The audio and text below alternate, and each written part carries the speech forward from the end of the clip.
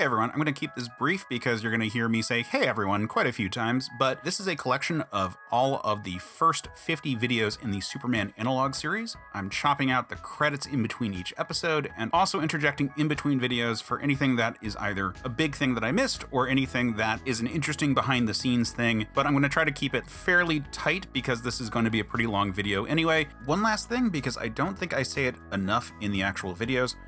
The original threads that these videos are based on were explicitly designed to see how often I could rattle off a fairly detailed description of a character without doing a lot of research. The goal was for me just to say what I knew about this character and provide some images. And the videos are a continuation of that, where I may have updated some things, corrected some things, done minor research, but the goal has never been to be overly encyclopedic, rather a colloquial explanation of who someone is. I grew up really enjoying just talking about superheroes with friends, and my goal with any social media platform has been to continue that trend. So I'm not trying to be a sole authority figure about anything, but rather just someone who likes chatting about it, and I really welcome additional conversation points. And if I'm wrong, I want to update it and be better, but I also want these to be an explanation of what stands out about some of these characters. Like, does anyone really care that much about the logistical differences between Martian vision and heat vision from a Kryptonian? Like, the point is more just to talk about what it says about these characters, because honestly, any of these powers are ones that were just created because the story called for it. The important part is that we are having a conversation about the power fantasy and the fun that are these really weird, impossible figures from media that has persisted for nearly a decade at this point, and has roots in our cultural mythology. But anyway, here is the first video in the series where we talk about Captain Mar-Vell, also called Shazam. Not the most one-to-one or even the first Superman analog, but certainly one of the first that will come up in conversation. Thanks so much and enjoy the videos. Hey viewfinders, I'm Case Aiken from Another Past Podcast and Men of Steel, and for some reason, today I feel like talking about Superman analogs. Characters who are like Superman, explore the themes of Superman, but aren't actually Superman. There have been a lot in comics, and I want to start with Captain Mar-Vell. Nowadays, most people know him as Shazam, but he is easily my favorite character in comics. The idea of a youth empowered with the abilities of the gods was really appealing to me when I first discovered the character. Combined with the fact that he was a little obscure and had a fractured publishing run, it set my deep dive nerd researching bug ablaze. For those not familiar, the main version of the character is a 12 to 16-year-old boy who says a magic word and turns into an adult superhero. Pretty basic stuff, though he is sort of the archetypal example of that. As for the publishing history, Captain Mar-Vell was originally a character published by Fawcett Comics in the 40s, but the company folded in part due to lawsuits from DC dealing with similarities to Superman. The name was scooped up by Marvel Comics in the 60s, but then DC bought the character and started publishing their own stories with him. As a result, he continued to be called Captain Mar-Vell in the books, but those books had to be called Shazam on the title. Shazam was, of course, the magic word he said to transform into his superheroic form. In the last 15 years, DC did a few efforts to rebrand him as Shazam. I personally am not a big fan, but I get it. The modern stories themselves have been fine. Mixed, really. However, he's been a strong supporting character in the greater DCU since the 1970s, so he's been around. However, for every reboot, for every gritty homage like Alan Moore's Miracle Man / Marvel Man or Prime, and for every heartfelt love letter like Eric Larson's Mighty Man, there's always been a purity of concept and a charm to the character that makes me smile to think about. I'm excited that the movie came out and that it was good. And part of that is just for the increased awareness of the character. But also, I mean, it was just fun. Even if the particular interpretation that they went with isn't my favorite, there's no denying that the material feels fresh and cheeky in the current era of superhero movies. There's a lot of legacy to the character. Elvis supposedly fashioned his costumes after Captain Mar-Vell's boy sidekick. Jack Kirby worked on the book in the 40s, and many of his later creations shared a similar form-changing effect. Thor stands out, but even Etrigan, the demon, fits. The word Shazam itself has its own pop culture legacy. Near as I can tell, And I'd love to see more info. It began with the Big Red Cheese himself. But yeah, for some reason, I just wanted to talk about a Superman analog, and I'll have another soon. There have been a lot. Yeah, so that was our first video, and you can see that a lot of things have changed, but even though the fonts are different here and there's various aesthetic choices that are just a little bit different, the framework hasn't changed that much. But over the next couple videos, you will see it kind of get knocked into the shape that ultimately, even 100 videos later, we're still mostly following that format. Last time, I talked about Captain Marvel / Shazam, a Superman archetype that is most notable for how refreshingly simple his concept is. Today, I want to talk for a moment about a character that is mostly worth it because of his complexity, Mr. Majestic. Mr. Majestic is a character in the Wildcats comic series, part of Wildstorm. The line was originally part of Image, but was later acquired by DC. In that regard, he occupies a similar space to Captain Marvel. The initial interpretation of both was to have them act as the Superman of a different reality, but then they later were folded into the mainstream DC continuity. Maybe. I can't tell with DC these days. Mr. Majestic is a Jim Lee creation, but is probably most defined, as many I will discuss, by the Alan Moore interpretation of his character. He's Superman, but with a ton of asterisks. Everything about him screams busy. His costume is a classic caped hero look, but with tons of superfluous detail. His origin is the classic alien from another world with powers, yada yada yada. But he's actually a warlord in a millennia-long war? He's one of the more interesting examples of a superhero with PTSD. His war was ultimately pointless, but he carries those emotional scars. He's burdened with the memories of so many short-lived friendships and failed alliances. Even the most sanitized interpretations have dealt with his immortal life being inundated with loss, such as the story of him trying to reclaim his son. This was Majestic at his most Superman-like in terms of personality, and he still was faced with bitter tragedy. And we certainly can't ignore the Moore story set during the end of the universe, where Majestic is one of the last handful of things alive in any capacity. But his character is someone who is hyper-capable. He might be traumatized with horrors that we could never imagine, but he never stops trying to do the right thing. That's why he's worth discussing. A being greater than a mortal man can have suffering greater than what a mortal man can endure.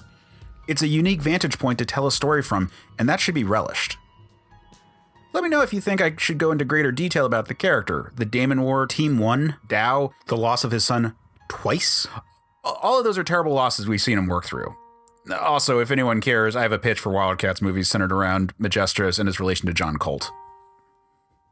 So that's Majestros, or Mr. Majestic, a Superman that has consequences for his actions and, in some senses, might be a bit more practical, but is still a figure of greatness that has not let the burdens of the world destroy him. Let's relax today and talk about Gladiator. Now, Gladiator is my first, but definitely not last, detour into the Marvel Universe. He's a part of the Shi'ar Imperial Guard, which in itself is an homage to the Legion of Superheroes. Long live the Legion. He's the team's equivalent of Superboy or Mon-El, and yes, Mon-El will obviously be discussed on this series at some point. Now, Gladiator has a lot of Superman similarities beyond just the power set. His real name is Kalark, which is obviously a reference to Kal-El. He is one of the last members of an alien race of super beings called Stronians, and obviously his costume shares several details. Also, the name is a reference to a proto-Superman character, Philip Wiley's Gladiator, basically a power-for-power inspiration for the Golden Age Superman. Now, aside from his hair, which I understand stands out quite a bit, the thing that differentiates him from other Superman types is how his powers work. Confidence. See, Gladiator was a kind of test case for John Byrne's ruminations on Superman-type powers. They're psychic in nature, but all focused around augmenting his physicality. As a result, his invulnerability requires him to maintain an unwavering belief that he'll be fine. This would be a precursor to other psionic Superman-type characters like Miracle Man and the Con-El Superboy. In terms of his personality, the character is usually presented as more lawful than good. He's been an antagonist often because of his allegiance to a sometimes hostile alien government. Not that he's a bad guy, just that he does what his government tells him, and that government has quite often been at odds with our heroes. Later, he became the Shi'ar Emperor, and we got to see a discussion of superpowers versus political power and how they were different tools for different jobs. All in all, he's not my favorite Superman analog, but solid. Plus, he actually got to be in the X-Men cartoon. Some Superman analogs are one-and-dones. They make an appearance, they tell a story, and then we don't think about them again. But Gladiator has been popping up in the Marvel Universe since the 70s and continues to have an impact. It just goes to show you can do a lot if you're confident. Okay.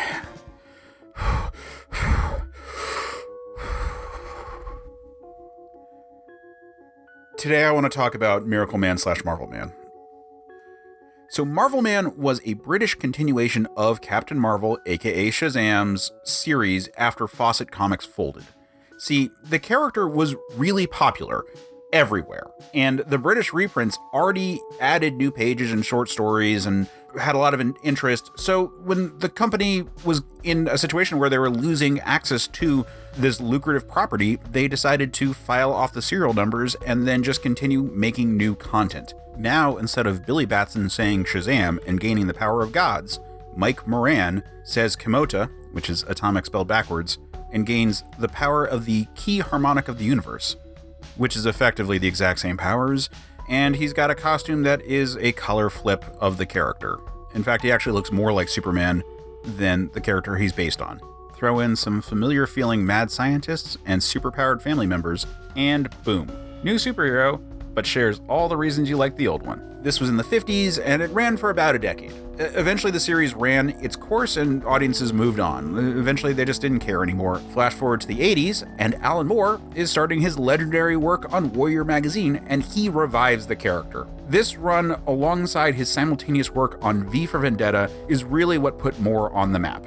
Moore updated the character as a middle-aged man who remembers his magic word and discovers that his powers were real, but his adventures were all part of a Matrix-style training simulator.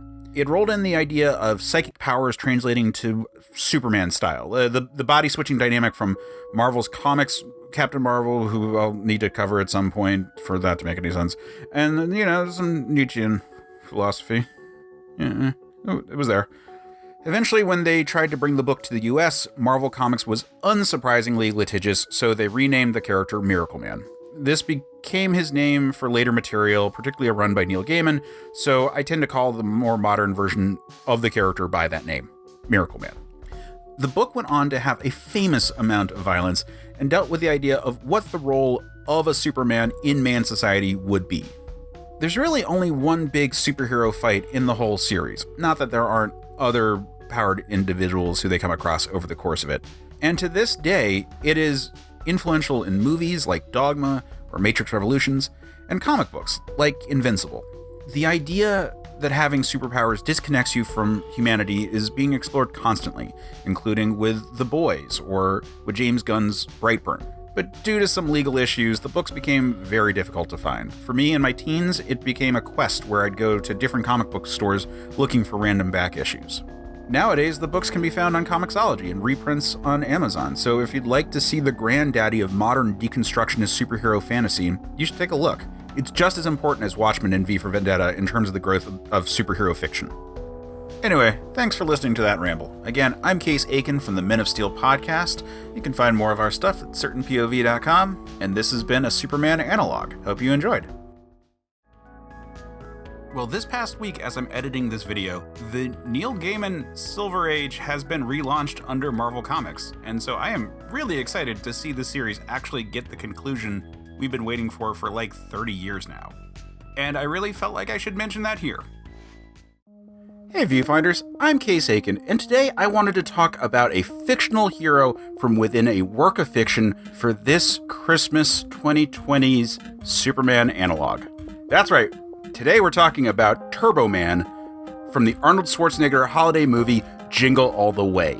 Jingle All the Way was a 1996 holiday movie that came out towards the end of Schwarzenegger's run dominating box offices. Generally seen as a flop, nostalgia has kept it in the public consciousness. Not to mention, there are some truly meme-worthy Arnold quotes. Oh, this good cookies! I gotta get the recipe from Les. Put that cookie down! Now!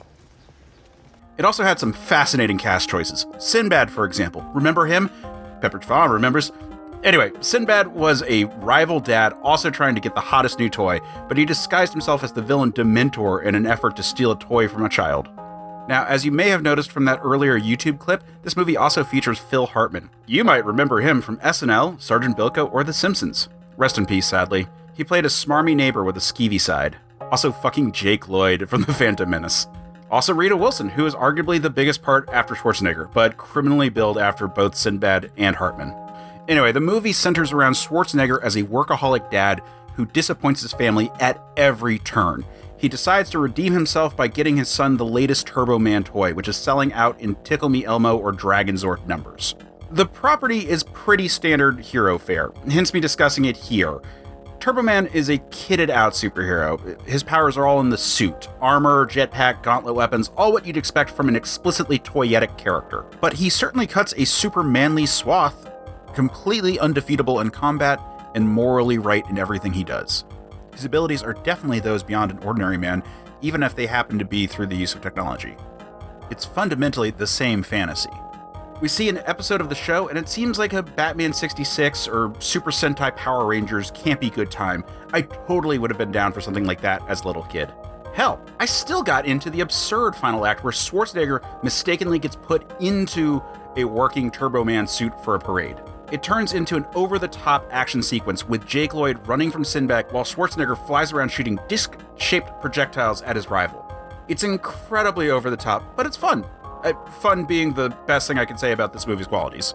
Also, it's a little surreal in the modern era of big-budget superhero movies that this was the one time we got Schwarzenegger dressed up as a costume superhero. Aside from that, you have Mr. Freeze and Batman and Robin, but this famous Adonis didn't do superheroes. Anyway, so this was our chance to see one of the most famous physical specimens of humanity dressed up in a spandex outfit, so take it in. It's a dopey, broad comedy with unsophisticated ideas about superheroes, but that's frankly more a MacGuffin than anything. Anyway, we at Certain POV just wanted to wish everyone a happy holiday, whichever holiday you celebrate. It's been a rough year, but we're really proud of the work we've been doing. Come check out our stuff at certainpov.com. You can find a link to our Discord server there, where you can engage with us directly. Again, it's been a wild year, but I appreciate all of you. I'm Case Aiken. Stay super, man. So this next video is the first time I had to deal with creator fallout, and it would not be the last. But in this particular case, it happened to be dropping initially the week that Warren Ellis, the creator of the character Up Next, kind of said some not amazing stuff online, particularly a non-apology for some previous things that he had done. And so I opted to hold the video so at least that part wasn't really focused on and didn't really focus on the writer side of things. Unfortunately, especially with so much work for hire material as what exists in comic books, you kind of have to divorce the art from the artist, but this one was a bit of a bummer.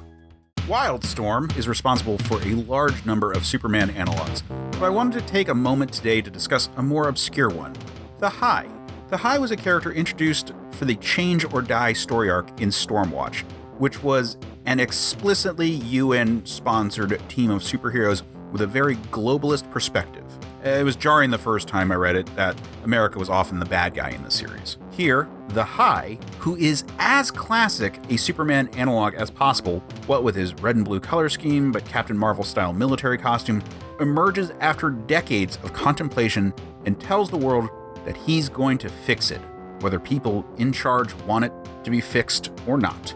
He assembles a group of very Justice League-like heroes with a shared desire to rip apart the status quo and use their powers to make the world what they think is a better place. Stormwatch is sent in to protect the status quo, but when they begin to find a peaceful resolution, their superiors decide that they can't allow people with such dangerous ideas go free. So they drop a chemical weapon on site, killing everyone who was not immunized, aka the stars of Stormwatch. This leads to a very big shakeup in the book, eventually leading to it being ended and relaunched as The Authority. However, The High was Ellis first telling that story of a proactive superhuman making the world a better place, and the people in charge of our world fearing that. The High has shown up since, but it's after the golden age of Wildstorm books that Alan Moore ushered in and Warren Ellis and Mark Millar perfected.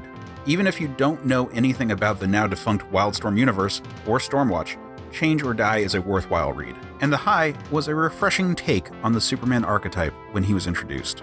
Anyway, thanks for listening to that ramble. Again, I'm Case Aiken from the Men of Steel podcast. You can find more of our stuff at certainpov.com, and this has been a Superman Analogue. Hope you enjoyed. So this next video is where the logo design for certainpov.com changed, and so the fonts also all changed, and kind of this is where we're starting to get into a more finished version of the video format. While some things would still be tweaked, adjusted, improved upon, at this point now all of the title cards, everything font-wise is pretty much locked in and will remain this way to now when I am releasing episode 101. So for 94 videos starting here, you can kind of see basically what it's going to look like each time. Strap in, boys and girls, because today we're going to be talking about one of my favorite comics of all time. Today we're talking about Rob Liefeld's Supreme. Supreme was part of the early Image run of comics. He first appeared in Youngblood and then went on to have his own book. Liefeld writes very eloquently about his characters. I remember a foreword to possibly the first issue of his solo book that stated that the idea was to do a Superman type ramped up to near omnipotence, and then strip away the assumed morality and watch him interact in a densely populated world of superheroes. The execution ultimately fell a little flat for readers. Part of this was that everyone wanted either Wolverine or Batman or both, and as a result, the character was rebooted several times in what I think ended up only 70-ish issues of a book, and that took nearly 2 decades to do. Now, while I read those early books, my favorite and probably the most famous run on it was by Alan Moore, who turned it into a meta-commentary on the medium, drawing heavily on Silver Age Superman iconography. The book was never a top seller despite critical acclaim, so issues were hard to find back in the day. This was the other book that I quested for, along with the aforementioned Miracle Man. More recently, it's been collected, so one can find reprints fairly easily, which I would encourage people to seek out. Usually they feature Alex Ross art on the cover, which is generally a good idea, though I wish they used the art that featured the actual comics from the book and not concept art he had for future issues. But look, you might be asking, why is this one worth it? And that's fair. For starters, the Alan Moore run is fairly short, so it's not a huge investment. The first volume is a complete story that deals with the changing nature of comic books while also being filled with twists. The second volume is not a complete story. There are several standalone stories, and some are amazing, but the final arc was left incomplete. It was picked up many years later by Eric Larson, who attempted to do justice to the earlier run, but it was ultimately a different book and didn't get enough attention to keep it going, so eventually it petered out. It's hard to properly explain how much fun this book was, however. I mean, the character was aware that he was just the latest in a long line of rebooted superheroes, and he was able to go see them in sort of a Valhalla for retcon characters, including Golden Age and cartoon animal versions. And look, this was early Reconstructionist work that challenged the deconstructionist movement that spawned the original character. But the medium has moved on. We've seen material like this since, but gosh darn it, this was such a breath of fresh air at the time. We got to see multi-part schemes by classically evil supervillains, interesting time travel stories, introspection on humanity when stuck in a robot duplicate of your younger self, and a superdog in heat. It applied the latest innovations in comics to a Silver Age setting. The Alan Moore run on Supreme will always stand as one of my favorite works of comic book writing. While there have been better books, more impactful books, more meaningful books, for my money, the Alan Moore run on Supreme is one of the most fun and dear to my heart stories ever published in comics. And as a result, I will always be on the lookout for anything featuring the character. I was reading about larger breeds of dogs the other day. One of the points made was that temperament tends to be more mellow because of an understanding of their physical power. They don't feel as threatened by the world around them, so they take a less defensive stance. This comes with maturity, but that is accelerated even when compared with smaller dogs with similar lifespans. Larger dogs tend to live on the shorter side. This kind of lesson is similar to that of the Ultraverse's Prime. Surprise! This is another Superman analog thread. So Prime was a 90s character who was very Shazam/Captain Marvel inspired. He was a 13-year-old boy who could excrete a fluid that he could reshape into a carapace that enabled him to take on superhuman traits. basically like a body horror version of Captain Marvel. Prime was part of the Ultraverse imprint of Malibu Comics that ran in the early 90s. This was an independent studio at the time, but eventually the company was acquired by Marvel Comics in order to gain access to their advancements in coloring technology, and the characters were all folded into their portfolio. While this resulted in some crossovers early on, the character hasn't really appeared since, nor have any other properties related to it. Arguably the most lasting impact was the team name Exiles, which was repurposed for an X-Men spin-off book. But that is a dubious connection at best. Now, I have to stop and wonder how obscure the character is. Prime was a part of a Saturday morning cartoon back in the day, but that was the style of the time, in much the way the movies are now. I was the exact demographic for that show, so I remember it, but I have no idea if anyone who wasn't my exact age at that exact moment, if this would have registered for them at all. Anyway, what was interesting about the character was that it was a double down on the youth in the body of a god concept that Shazam skirted.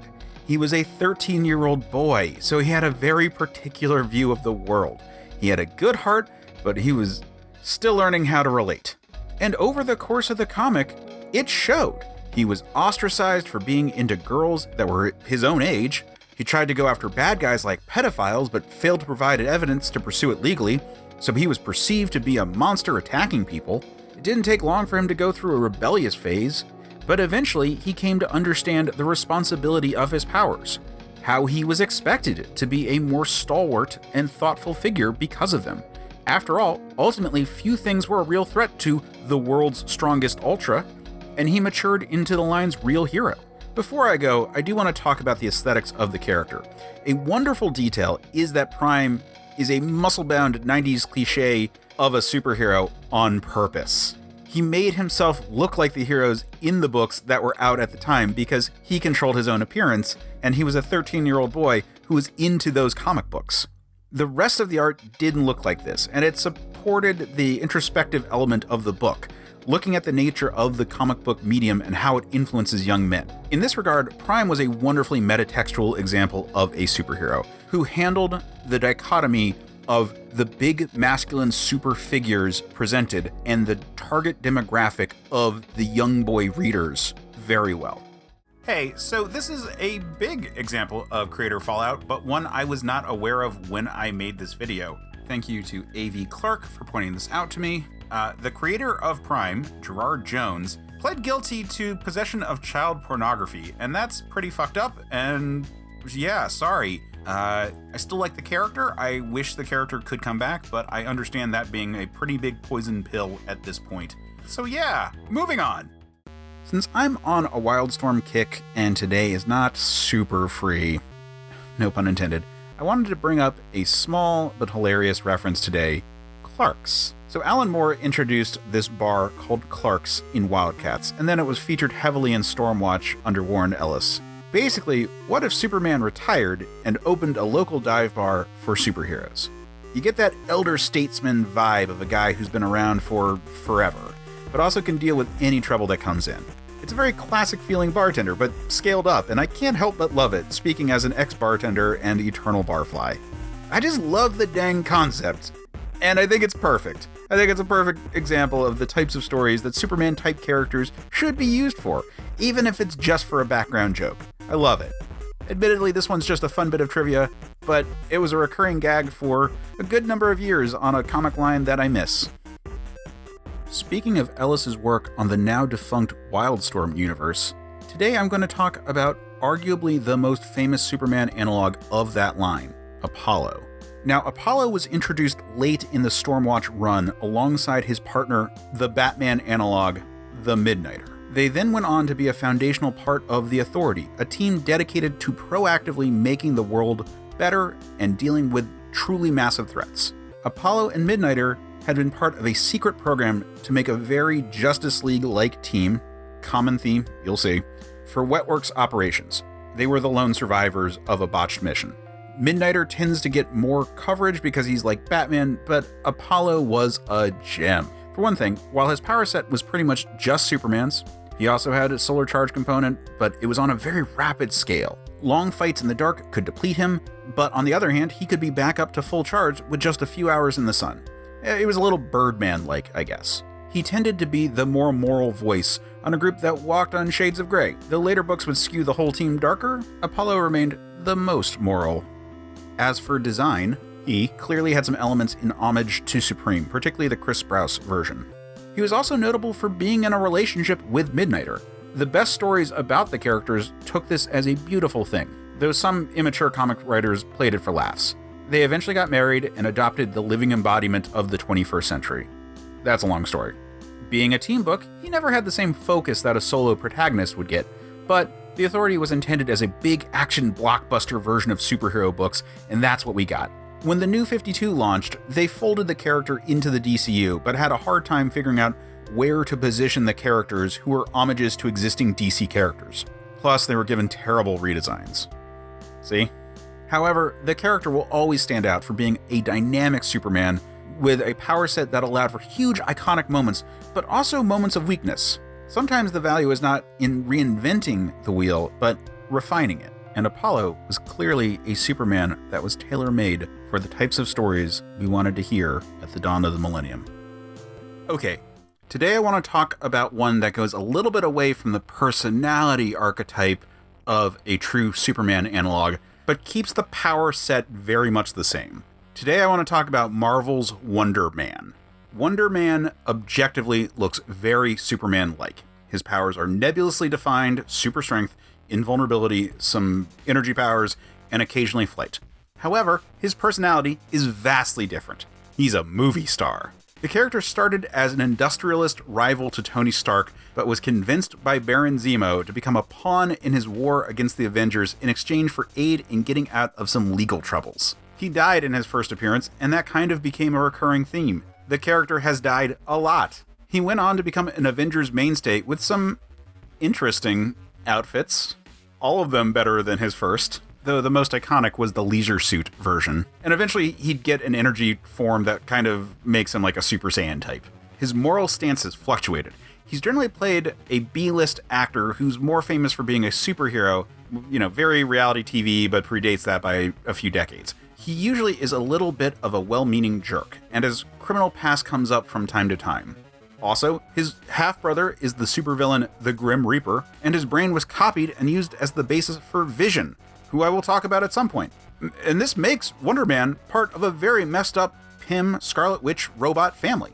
He survives into the far future, where he associates with the Guardians of the Galaxy of the 30th century, and sometimes he makes bad choices. During the superhero registration era, he was doing propaganda films for the government and being kind of scummy about it. He's been known to take bribes, but a lot of that is just inconsistent writing. The rest is an identity crisis issue that he faces, having died and been resurrected so many times. It's been hinted that his body was just a reanimated form fueled by ionic energies that powered him, that happened to have the memories of Simon Williams. So very Alan Moore Swamp Thing-esque. I was a regular reader of Avengers West Coast in the 90s, and even a fan of Force Works, despite how it feels in retrospect. As a result, I ended up going back and picking up a lot of his solo series, which I quite enjoyed.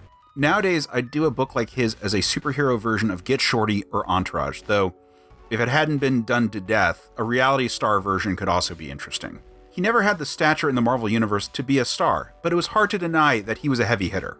Also, his bromance with Beast was always a fun thing that humanized the character and made the pair a welcome addition to any book. Ultimately, much like Union, if he wasn't in such a densely populated world of Superman, he might have been a bigger character. The difference here is that I actually read his stuff, so I can speak a little more passionately. So that's Wonderman. He's Marvel's celebrity Superman. Oh hey, let me know if you want me to talk about the Wonderman family tree of MCU characters. It is insane. He is very connected to some really out there characters. Truly weird. Alright, it's been a long day, so I'm going to cheat a little and talk about a character that I know very little about. Union from Wildstorm. As an aside, my goal has been to go only off memory for these rants, so that's why I'm not filling in the details that much with independent research. So Union is fairly typically 90s. He's very Superman-esque in terms of powers and origin, with the primary twist being that his powers are tied to his energy staff, so kind of like Thor or Green Lantern, which I guess gives him a viable weakness to capitalize on when writing. He's an alien, though I think a fully grown alien.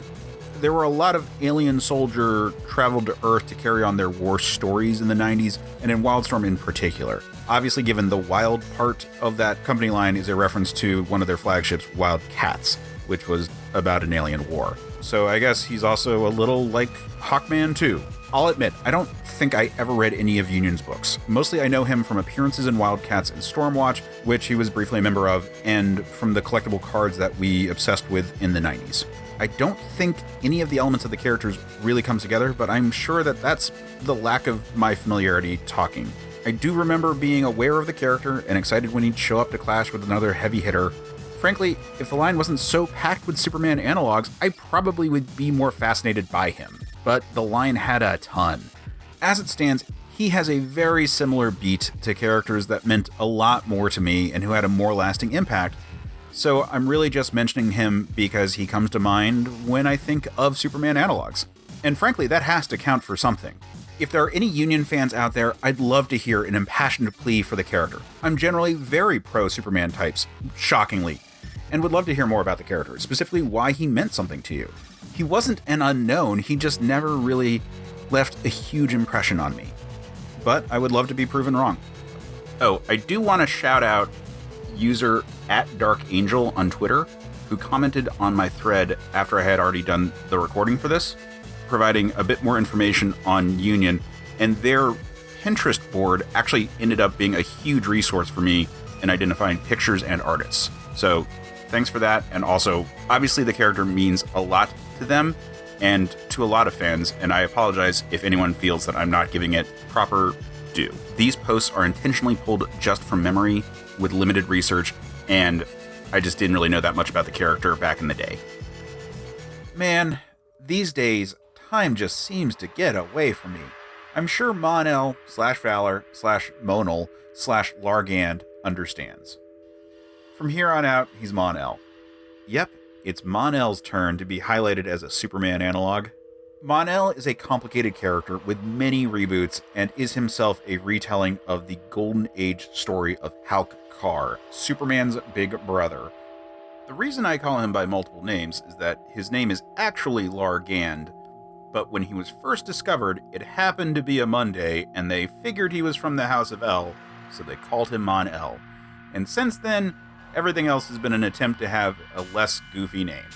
Whether a fully grown Superman, Superman as a boy, or a clone, Mon-El encounters some version of Superman or possibly Supergirl, befriends them before suffering lead poisoning. In short, he is a Superman-connected character who, through some means, gets trapped out of time until the 30th century. In just about every version, Mon-El joins up with the Legion of Superheroes and becomes their most powerful member. He is a Daxamite, which is a related species to Kryptonians, though their weaknesses are flipped.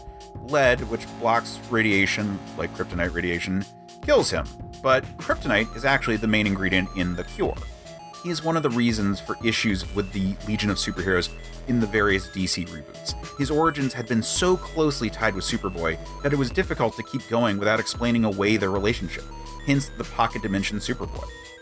It even resulted in a brief period where Daxamites retained their pre-crisis power levels, rather than the nerfed levels that the post-crisis Kryptonians had developed. But on to the brass tacks of the character. He's Superboy's big brother. In most versions, good to a fault. It was an accident that caused him to be exposed to lead, and to save his life, he was placed in the Phantom Zone.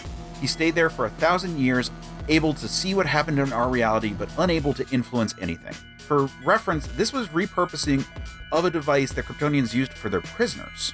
The Legion eventually found him and figured out a cure, and he resumed his life in the far future. His own sense of purpose in his heroism is what drove him initially, though later versions would tie on some revisions to increase his importance. Valor, his 90s version, was established as the person who seeded, not in a gross way, world after world, starting the colonies that would eventually form the civilization of the Legion's timeline. As a result, he was seen as a progenitor of all galactic civilization. That version was arguably a more mythic hero to the rest of the team than Superman. Something of an interesting change in the dynamic that usually is seen as the impetus for the existence of the Legion. But oh god, the costumes he wore over the time. I am generally a fan of the classic suit. My only objection is that the inverted Superman color scheme looks wrong to me. Like, I like red costumes fine usually. Captain Marvel is my favorite character, but I think having blue as the accent color is what gets me. The two primary colors clash. As a result, the costume typically works better for me when one or the other is a darker color. But this is super subjective, and for some reason it doesn't bother me when it's reversed, so what do I know? Later on, however, he wore a very 90s version of the costume. Meanwhile, I actually really dug his early 2000s costume, but then I liked that uniform stripe design of that era of the Legion. He had a pretty famous appearance on the recent Supergirl show, though with a very different personality, and that was a pretty faithful adaptation of the costume. I think what I ultimately love about Mon-El is that he is a perfect example of the type that the Legion of Superheroes creates through the lens of a Superman analog. Simple premise with a shockingly complicated and continuity-reliant history. And as is common with the Legion of Superheroes, he was allowed to be a bit more mature in his relations, and was notably linked with Shadowlass in most continuities. Also, I do these mostly from memory, so if you want more information about these characters, there are better write-ups that go into greater detail and cite proper sources. A really good one for the Legion of Superheroes is the Legion of Super Bloggers. But yeah, I just love Mon-El. He's a great example of all the weirdness that comic books have. Going back to the very foundation, he's a Silver Age character based on a Golden Age character with a convoluted history, but he makes sense and he carves a very distinct niche from Superman/Superboy in the DC lore. Very cool character. Hey everyone. Today, I want to take a deep dive into personal nostalgia and talk about a subset of the Superman analog that I can't believe it took me this long to get to. That being the escapist fantasy persona for kids. So let's do Super Grover. You see, Superman has become something of a shorthand for any kind of superhero trope, and as a result has been parodied oftentimes in children's media that I consumed before I actually became familiar with material of actual Superman. So in this case, I was introduced to Super Grover long before I saw anything with the character of Superman in it. Here, Super Grover is a parody of Superman within the context of Sesame Street. He was one of my first exposures to the type, along with Mighty Mouse and Bugs Bunny. Back in the day, Grover, voiced by Frank Oz, was one of our main viewpoints characters in Sesame Street, a really relatable, shy, and imaginative youth. Not that he isn't still there, but Elmo has dominated the franchise in the public eye, up until recently at least. Anyway, Super Grover was his heroic fantasy. And what's fun here is that this is the fantasy we experience of Superman in our youth. Not just the power, but power bestowing purpose, adventure, and freedom. It's teaching kids how to fantasize. Super Grover was generally used in sketches that intentionally lampooned old Superman serials. So this is yet another, and probably my first, example of becoming aware of a fixture of pop culture through its shockwaves. Because I was not aware of those serials when I first looked at these. And it was only later that that aspect made sense to me. He might have been stronger than Steel, but it's important to remember that he was adorable too. Super Grover was there for us to welcome our youths into the world of heroic fantasy, because sometimes we just need to escape. And really, what's more escapism than flight? Hey everyone, I'm Case Aiken, and for this week's Superman analog video, I want to take a minute to discuss the dark side of the Superman archetype. After all, the unpublished original story, The Reign of the Superman, featured Superman as a villain. So, with that in mind, today I'll be discussing Marvel's Count Nefaria. Nefaria started off as a dime store Dr. Doom, who battled various superheroes, sometimes with his own creations, like the Adaman. And he was the villain of one of the first big casualty stories that the post-giant size X-Men had to deal with, the death of Thunderbird. But he became a real physical threat when he copied the powers of Living Laser, Whirlwind, and Power Man. All three of those were heavy hitters, but I should note that Power Man had the same ability set as Wonderman, who is a character I've already discussed here. In theory, this gave him a whole host of abilities, but he only ever really used the generic super strength, speed, invulnerability, flight, and laser eyes. Eventually, they'd play up his shared power source with Wonderman and Powerman, who by that point was renamed Atlas, to streamline him as an ionically powered character. Ultimately, this was all to give the Avengers a villain to fight that bore a striking resemblance to the flagship character of their distinguished competition, down to the cape and big letter on the front. And when he shows up, it's going to be a rough fight. Famously, he was able to stop the swing of Mjolnir from Thor, and his schemes are usually of the full-on take over the world and enslave mankind variety. So while the core of the character is vastly different from the original, it's hard to ignore all of the artifice that makes him resemble the Man of Steel. A different person with those powers could have been the greatest hero in Marvel Comics, but instead he's one of their most dangerous villains. The only reason he's not utilized more is that he's just so powerful that it would stretch plausibility that he could be defeated so regularly. However, I relish the times he does show up. I'm always down for a tale of the Superman archetype, even if the story they're telling is just about how dangerous that type of being would be. Hi everyone, I'm Kay Sagan, and normally I like to talk about interesting reflections on heroic fantasy through the lens of the Superman analog. But this is an example today that is not so much an interesting variation so much as just the most blatant reference you could possibly make. And I kind of go back and forth between finding the kind of clear parallels the character has with the original Superman kind of lazy, and at the same time being kind of charmed because of how early this character was in the development of the medium and how nascent that sort of desire to emulate Superman was. So today I want to talk about one of the most flagrant knockoffs of Superman that has ever been created, and that is the Golden Age Wonder Boy. Up front, I'm going to admit that I have never actually read any of his comics. I stumbled across the character when I was researching superheroes that had fallen into the public domain. Wonder Boy caught my eye because he is so unapologetic in his emulation of Superman, but as a boy. Now, this is a very old-school Golden Age character, so I think this technically predates Superboy or Captain Marvel Jr., but his youth is the only original thing about him. Get this, he was the lone survivor of a dying world that came here inside of a meteor. His powers were straight up the Golden Age Superman's. It was super strength, invulnerability, super speed, and the ability to leap great distances. And the look was comically similar.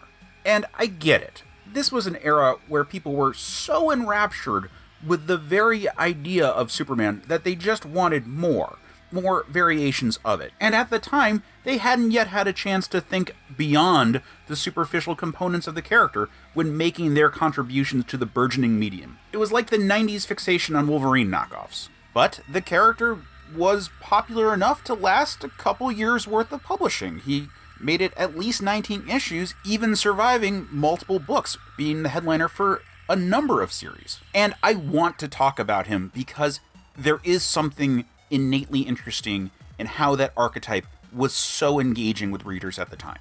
But yeah, I'm planning to spend more time on Superman analogs that are looser in that space, or trying to do something more interesting with that premise. But sometimes it's also nice just to look and see how similar a character can be. And that's Wonder Boy, a weirdly patriotic, illegal alien with superpowers who really wanted to give Hitler a piece of his mind. Sometimes it's nice just to have something that's similar, and almost as good. Like a Mortal Kombat to Street Fighter. Shots fired! Hey guys, today is going to be another gush fest. I'm going to talk about one of the best comics ever written, and that is Robert Kirkman's Invincible.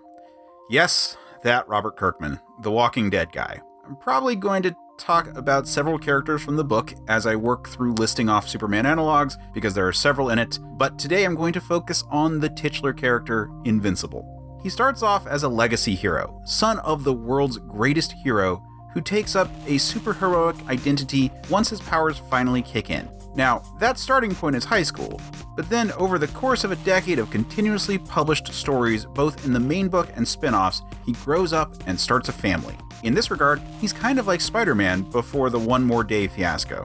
His powers grow with him. He starts off at a high tier for his world, but grows in time to be one of the most powerful beings in the series, which is saying something considering how dense the book is with powered beings. That's not to say he doesn't get his ass kicked from time to time. The book is famous for combining a cartoon aesthetic with graphic violence, and I'm really trying hard not to spoil anything here. Early in the series, another powerful character makes a point that humanity can be seen as insignificant when compared to the various high-powered beings that inhabit this world. That their fight shatters cities and costs thousands of lives in the opening seconds. And while Invincible isn't swayed by the argument, his concept of morality does evolve.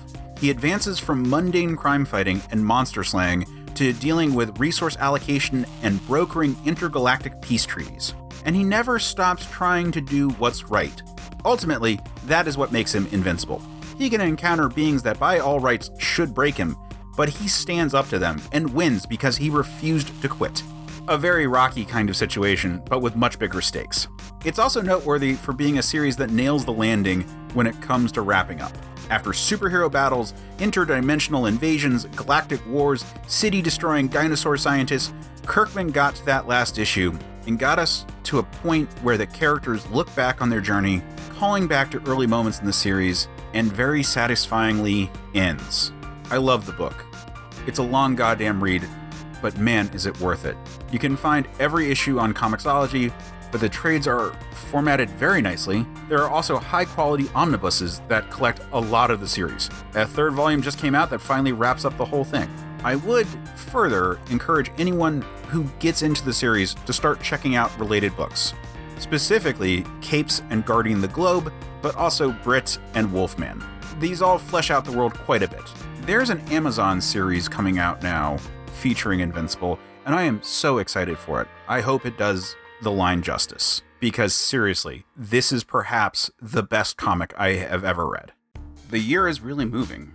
It's crazy to think that we're almost at the end of March, and the Invincible series on Amazon has already come out. I mean, where has the time gone? This is a question asked often by Captain Cosmic from Capes, a spin-off of Invincible from Image Comics. Captain Cosmic is a Superman analog in this world from the 80s, who was then flung forward in time to the 2000s. Since it looked like he had died in an explosion fighting a supervillain, everyone thought he was dead, and then he wasn't seen for 20 years, which sort of confirmed it for everyone.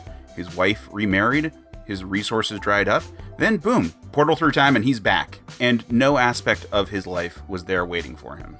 At least his old job was happy to have him back. He was a Superman-level hero working for a Heroes for Hire type corporation. Of course, in the series, he starts building his life again and begins to adapt to the changing times. It's a funny book, so I'm not going to spoil the antics, but I'd recommend everyone to read the trade. I love the design of Captain Cosmic. His design screams 80s, what with the mullet and the retro-style logo. Capes had a fun cast of characters with distinct stories, and Captain Cosmic definitely stood out. And I just want to revel in all the fun characters in the Invincible universe. And so many of them are fun twists on the Superman type. You can really see the love for the archetype in the series. Hey everyone. Sometimes heroes aren't all they're cracked up to be. Sometimes they're kind of monsters. So with that in mind, for today's Superman analog, I want to talk about Adaman from Top 10 by Alan Moore. Yes, I know, so much more. I'm sorry. Not sorry. Adaman is a minor character in Top 10, but that's the nature of the book. Top 10 was a police procedural set in a city exclusively populated by super beings. Thus, the cab drivers were retired superheroes, the street gangs were kaiju, and even Golden Agers had side hustles. The side hustle for Adaman and his Justice Society ripoffs was a child sex ring. Now, the group was regarded as a prominent group of retired superheroes, elder statesmen of the industry. The whole plot only came out incidentally because one of their members went through phases where she would murder people to feed. The investigation brought this to light. It also brought their lawyers out. The team circled their wagons and went into panic mode as they tried to do a full cover-up. Eventually it all falls apart and things go south, but it is an interesting parallel to real stories. For one thing, the Supergirl analog acted as a willing participant, bringing children into their clutches. People who read the recent stories about Allison Mack, Chloe from Smallville, should be getting deja vu. and this was a decade before that. But that's because it's the same story we see again and again, where a group that sees themselves as privileged and elite take legal action against anyone who provides outside scrutiny, deciding that a good offense is a good defense. And yeah, me originally writing this was prompted by a story that hit very close to home for me. When we see these kinds of things, it's very hard not to take it personally, to be overwhelmed by the injustice in the world. And we see this all the damn time from bad people with power. Ultimately, the character is cornered and takes the easy way out with a kryptonite analog, which is also a familiar story. I think what interests me about this one is they took this symbol of hope and made him dirty and banal. It's gross and tired and evil. And it's interesting that you can do that to a character that is so definitively good. Hey everyone. For this Superman Analog video, I want to talk about one that I've been saving for a special occasion. Today, I want to talk about Icon. Icon was part of an imprint of DC's in the 90s called Milestone, which was a creation of the legendary Dwayne McDuffie. The line was explicitly designed to address characters of color, something that DC needed. Icon was very Superman-esque on paper, but the details are where you get a really interesting character. He's an alien from a destroyed ship who crash-landed on Earth in an escape pod. In order to survive, his ship modified him to look like a child of the local populace, but he happened to land in the Deep South during the times of slavery. The character went on to live undercover among humans and moved through the generations until we got to the 90s, where the story began. A young girl is with a group of her less than reputable friends and breaks into the house of some rich lawyer.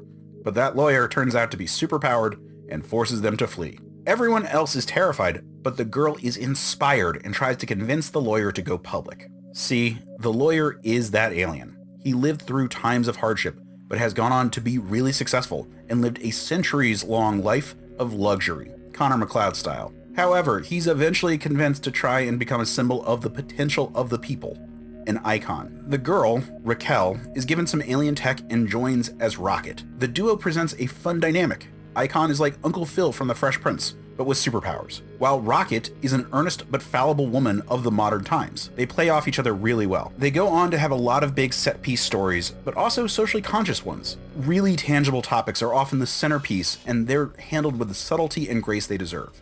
As far as powers go, Icon is a little less powerful than some of the characters we've explored so far, but that's because he's a member of a functional interstellar society rather than some all-powerful anomaly. Still, virtual invulnerability, super strength, flight, and energy blast is nothing to scoff at. Costume-wise, it's a little busier than some on the list, but it's a lot more tangible. Like, you can understand how the pieces fit together, even if they're explicitly costumey. There's some 90isms in play, but it's so different from conventional design overall that it gets a pass. Since the line ended in the 90s, they've been trying to awkwardly bring the character into the mainstream DCU, which I have problems with because Superman is a character, so they have to lean into the differences. The same problem that Apollo has with the New 52 relaunch, or any attempt to integrate Shazam/Captain Marvel into the mainstream DCU. They just fill similar niches. However, I was very happy to see him in Young Justice. If you can dig up the trade, it is a worthwhile read, and most of the series is available on Comixology as well. The whole Milestone run was really fun and underrated at the time. The most famous character that came out of it was Static, who had a cartoon show in the late 90s, but all of those books were so great. And with DC continuing to try to put new life into the line, I'm sure we will see more from the characters. So since this video came out, there has been an Icon and Rocket book, and it is pretty good. It exists in a world with a denser population of super characters than what the original series had, but that's fine. I think that it is trying to do something different than what the original one did, and that's all fine. But just wanted to give you that update. Hey everyone. When I talk about Superman analogs, sometimes it's pretty obvious how all the pieces fit together, and other times it's not so one-to-one. So today I want to talk about a character that I am embarrassingly not up to date on, and that is Julian Keller, better known as Helen of the X-Men. Now, Helen is one of several X-Men characters with limited telekinesis, in range more than raw power. I mean, mental powers are kind of their thing. Despite being very strong, they tend to be focused more through his own physicality. Helen, as a result, has a power set very similar to the modern Superboy, and a look that's actually pretty similar too. with his telekinetic powers, he's able to fly extremely fast, is functionally invulnerable, and can have the illusion of super strength, in addition to the cool tricks that telekinesis typically gives you. The codename is indicative of his close relation with Emma Frost. He's one of her proteges, and his bad boy personality backs that up. He was part of an expansionist era of the X-Men with several small teams of young mutants. And mind you that I am going off memory, and while I'm getting back into the X-Men books, I hadn't been reading them for a while, and this character came out at the start of my waning period. Now, despite a vastly different personality, and plenty of aspects in which their powers do differ, Helen mostly fits the bill for me in terms of looks and powers. There are closer and more interesting analogs on the various X-Men teams, but Helen always stuck out to me as very much a twist on Superboy that I found enjoyable. He was like this preppy, jock, rich kid archetype that is perfect in an academic setting. And while much of the similarities are superficial, I mean, he's one of many superheroes wearing a jacket and tights with telekinetic powers, and Superboy wasn't really the first even. It's at least enough to stand out to me on a roster as a character who could fill the role if he needed to. And in Helen's case, if he felt so inclined. So this is a video where I didn't know something about a character when I first wrote it, and then by the time I was working on this video, I was aware of a character detail, but I didn't know how to weave it in without restructuring the actual ramble about the character. So in the comics, Helen has lost his hands and has made up for it by way of his telekinesis, which is a cool detail that I should have talked about. I did choose images to express that part about the character, but I wasn't really sure how to fit it into the ramble, and so I just decided not to do it. But in retrospect, I am mad that I didn't. So I wanted to mention that here. Hey everyone. For today's Superman analog, let's pop over to animation for a moment. This one is going to be brief, but it is important. Today we are talking about Mighty Mouse. Sadly, it's going to be brief because I can't remember that many specifics about the character. However, Mighty Mouse could be the reason that I've spent the last few months rambling about different Superman knockoffs. See, when I was very little, this was my favorite cartoon. And like I said, I don't remember that much. It stopped being syndicated near me when I was still in preschool, so it kind of just lost its place of honor by default. I remember there was something of a space theme and that he had the stock Superman powers, but that's about it. I mean, what's not to love? It's Mickey Mouse plus Superman. And obviously, I remember the theme song. I probably use that tune every other day, though just as much because of things like Jim Carrey referencing it in Liar Liar. Here I come to save the day. But yeah, I can't really go into many specifics beyond that the character exists and that it has a place in both pop culture and in my heart. And if you don't believe me, check out my first cosplay. And of course, there have been plenty of homages to this specific Superman analog because it was influential for being a cartoon children's version of the character, such as with Squeak the Supreme Mouse in Alan Moore's Supreme Run. Also in the Where's Waldo of superheroes that was Moore's top 10. Bonus points, by the way, if you can spot him in this picture. But yeah, that's Mighty Mouse. He's a mouse. That's Mighty. He's gonna come and save the day. I mentioned previously that there were closer Superman analogs on the X-Men than Helen, and I'm going to go from there to rattle off a few, which will lead into one I've been saving for since the start. I'm going to start with the most literal Man of Steel on the team, Colossus. Now, Mar-Vell has a lot of big old bricks, and Colossus seems in good company with the likes of the Hulk, Thing, or Juggernaut. Hell, he at one point was the Juggernaut. Bitch. I'm so sorry. But when you look at this tall drink of water with raven hair, perfect cheeks, and a background in farming, it's hard not to see that he's a pretty good stand-in for the less literal Man of Steel. Only Soviet. Wait, that sounds familiar. And Colossus has always been a favorite of mine amongst the X-Men. I mean, he's such a nice guy. My introduction to the X-Men was the original X-Men arcade game, and then also the Pride of the X-Men failed pilot, both of which featured Colossus. For all you MagFest fans. Then when he showed up on the X-Men cartoon, I was like, why hasn't he been here always, and why isn't he here more? But c'est la vie. Supposedly there's a cameo in the first X-Men movie where he's just sitting there, sketching, and that's awesome. No powers, you're just supposed to know. Oh man, I can't believe I forgot to comment on Colossus' appearances in the 2 Deadpool movies. Deadpool 1, my reaction was, oh, that's the best Superman I've seen on screen in a long time. He's even got the little Superman pentagon on his chest symbol. Like, personality-wise, it's a great version of an older Colossus who very closely maps to a Superman analog. I mean, the moment when he offers Negasonic Teenage Warhead a granola bar while heading off to a mission was so goddamn perfect. Like, there have been cooler versions of the characters, but this was a wonderful, corny big brother/dad type superhero. And then, of course, there's the fight in Deadpool 2 with Juggernaut, and I love that fight. Sure, it's all CG, but I really enjoy hand-drawn comic book fights and fully animated movies. How often are you going to get 2 truly impressive giants fighting on screen in what is theoretically for all audiences? Really great stuff. And you gotta love just how distinct a power set he has. Turns to steel. Pretty self-explanatory.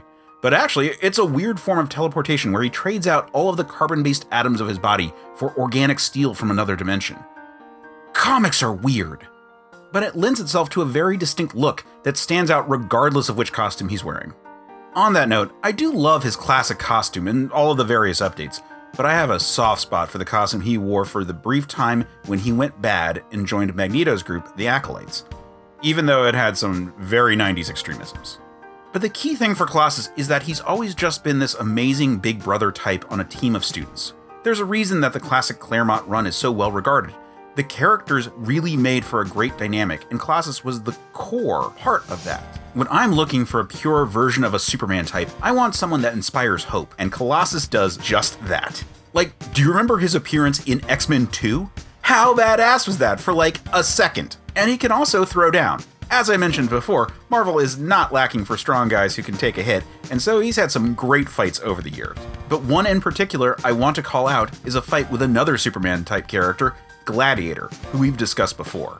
It's one of the biggest moments in the final chapter of the Dark Phoenix saga, and it is emotional and tense, just the way you want a boxing match between 2 powerhouses. Really, the only version I wasn't a huge fan of was the Age of Apocalypse version, but that's because he was emotionally compromised by the hellscape he lived in. It's understandable, but I was disappointed in Peter. And look, Colossus's love life has been the subject of many stories, and different versions have ended up with different people. Been cool with all of it. I'm happy to see a good guy get with the right person, regardless of who that is. I mean, he's my boy after all. So yeah, not all Supermen need to fly. Sometimes they just need to stand tall. Hey everyone, I'm going to keep on the X-Men train for Superman analogs. So today, I'll be bringing up the one called the First Mutant, Namor, the Submariner. What? He's more of an Aquaman knockoff, duh. You say, well, you are wrong on several levels. First off, that's backwards. Aquaman is the cheap knockoff. Second, considering his power set, I think you can follow from his position in the Golden Age Marvel U.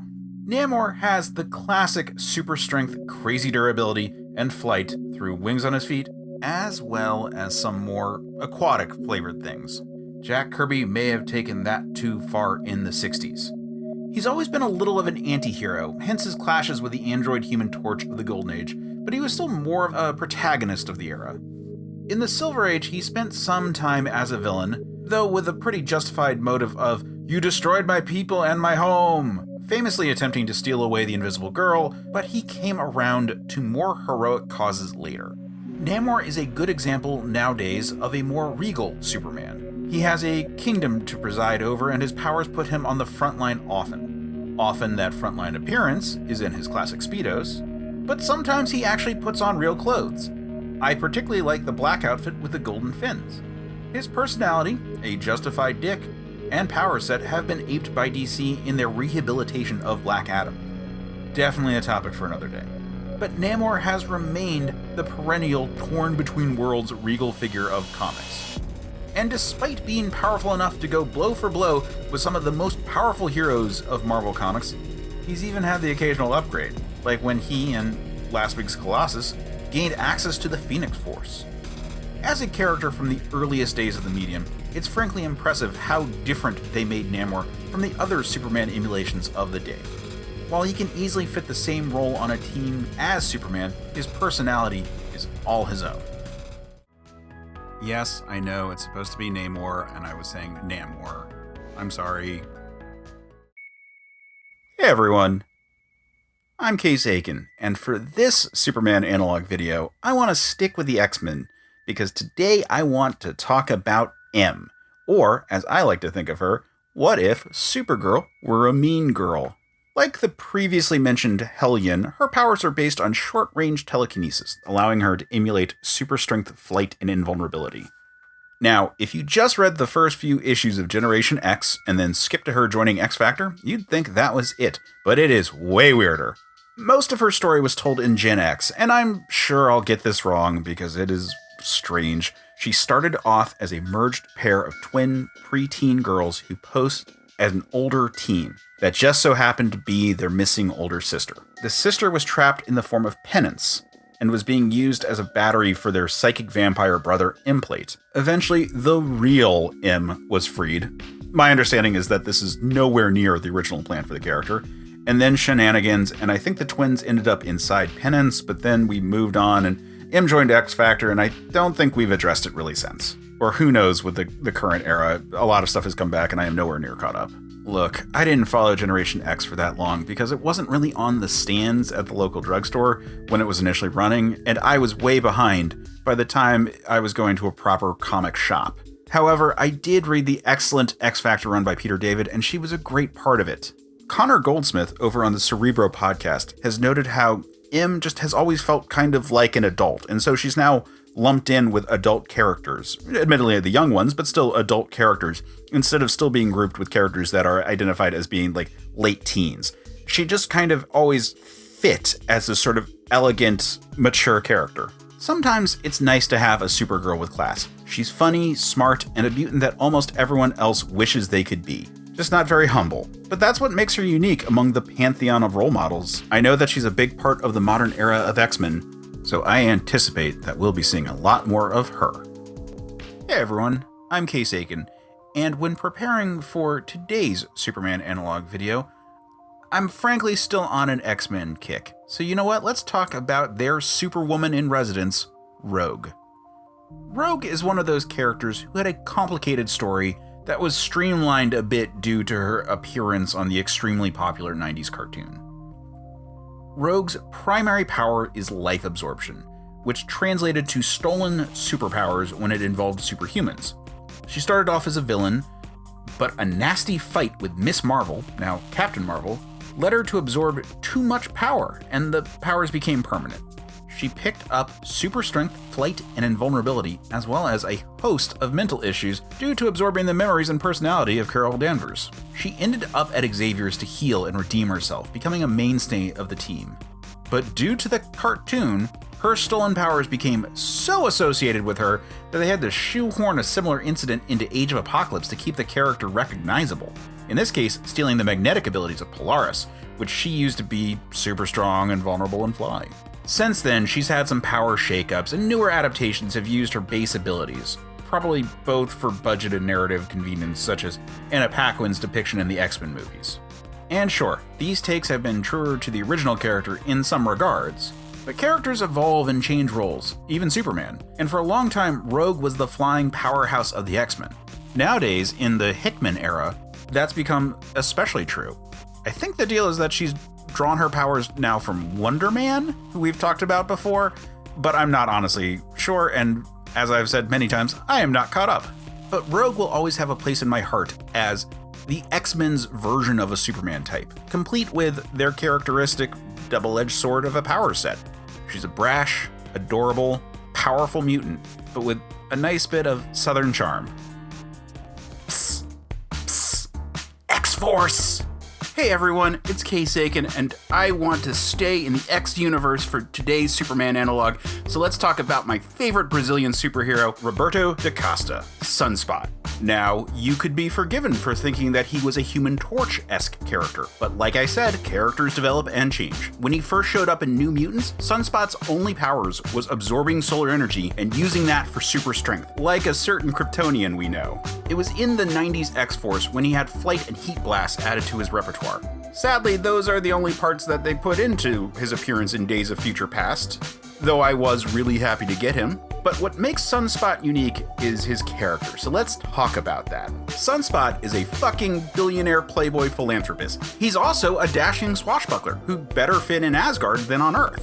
One of my favorite stories was when he just bought AIM, like the terrorist group. He just won by being rich. And he's had some permutations over time. I should probably mention here, at one point the character Rainfire was supposed to be an evil future version of him. They still have some weird psychic connection. I don't remember the full details. Whatever. I believe it's all been retconned anyway. Another alternate version of him was the time that he showed off the potential to go something like Super Saiyan in the Age of Apocalypse. And that arc featured a crazy alternate version of the Shi'ar Imperial Guard. And let me ask, can you guess what happens when a solar-powered superhero fights a guy named Starbolt? As far as design goes, his costume is not what's important. His look is just so distinct by virtue of how his powers work, making him pitch black with glowing eyes and energy embers as he uses his abilities. Oh yeah, I should note, he's super strong, but not invulnerable, which gives his fights some real stakes. But yeah, I hope everyone has a great Memorial Day, and that we can all live a life as full of win as Roberto da Costa. Hey everyone, I'm Case Aiken, and in the past I've talked about how characters can change. Sometimes their roles shift depending on the team that they're on, such as when Beast joined the Avengers and briefly became more of a Joker before returning to the X-Men to be the resident scientist in Bookworm. Sometimes that's just for a fleeting moment, like in the case of Cannonball of the X-Men. Cannonball started off with a decent enough foundation for a Superman type. His powers were flight and invulnerability while flying. That was the extent during the New Mutant days. He had an energy blast during the X-Force time, basically letting him play the part of a Dragon Ball Z character. And he has kind of gone back to that role in more recent years. He's a hayseed with gusto and a very distinct visual style. What with the big energy plume coming out of his legs. However, there was one glorious moment where he was poised to become the X-Men's latest Superman Analogue. You see, one day, he had to square off against Gladiator. And for most of the fight, it was not going well for Sam Guthrie. Gladiator had taken down many of the X-Men's most powerful, after all. But in the midst of the fight, Gladiator attempted to end everything with one mighty wallop. However, Cannonball's invulnerability comes from a kinetic energy field, which absorbed the impact in this case, and let him redirect it back at the Stronian superhero. Now, to be fair, the way you beat Gladiator is to surprise him, so anything that catches him off guard leaves him open. So the more impressive part was the no-selling of the hit, not the retaliatory punch that Cannonball was able to pull off.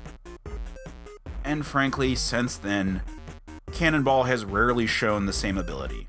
This was just a brief glimmer by a writer and art team that clearly had been watching a lot of anime. But oh, was it amazing to see. For now though, Cannonball has stepped back to let other mutants shine.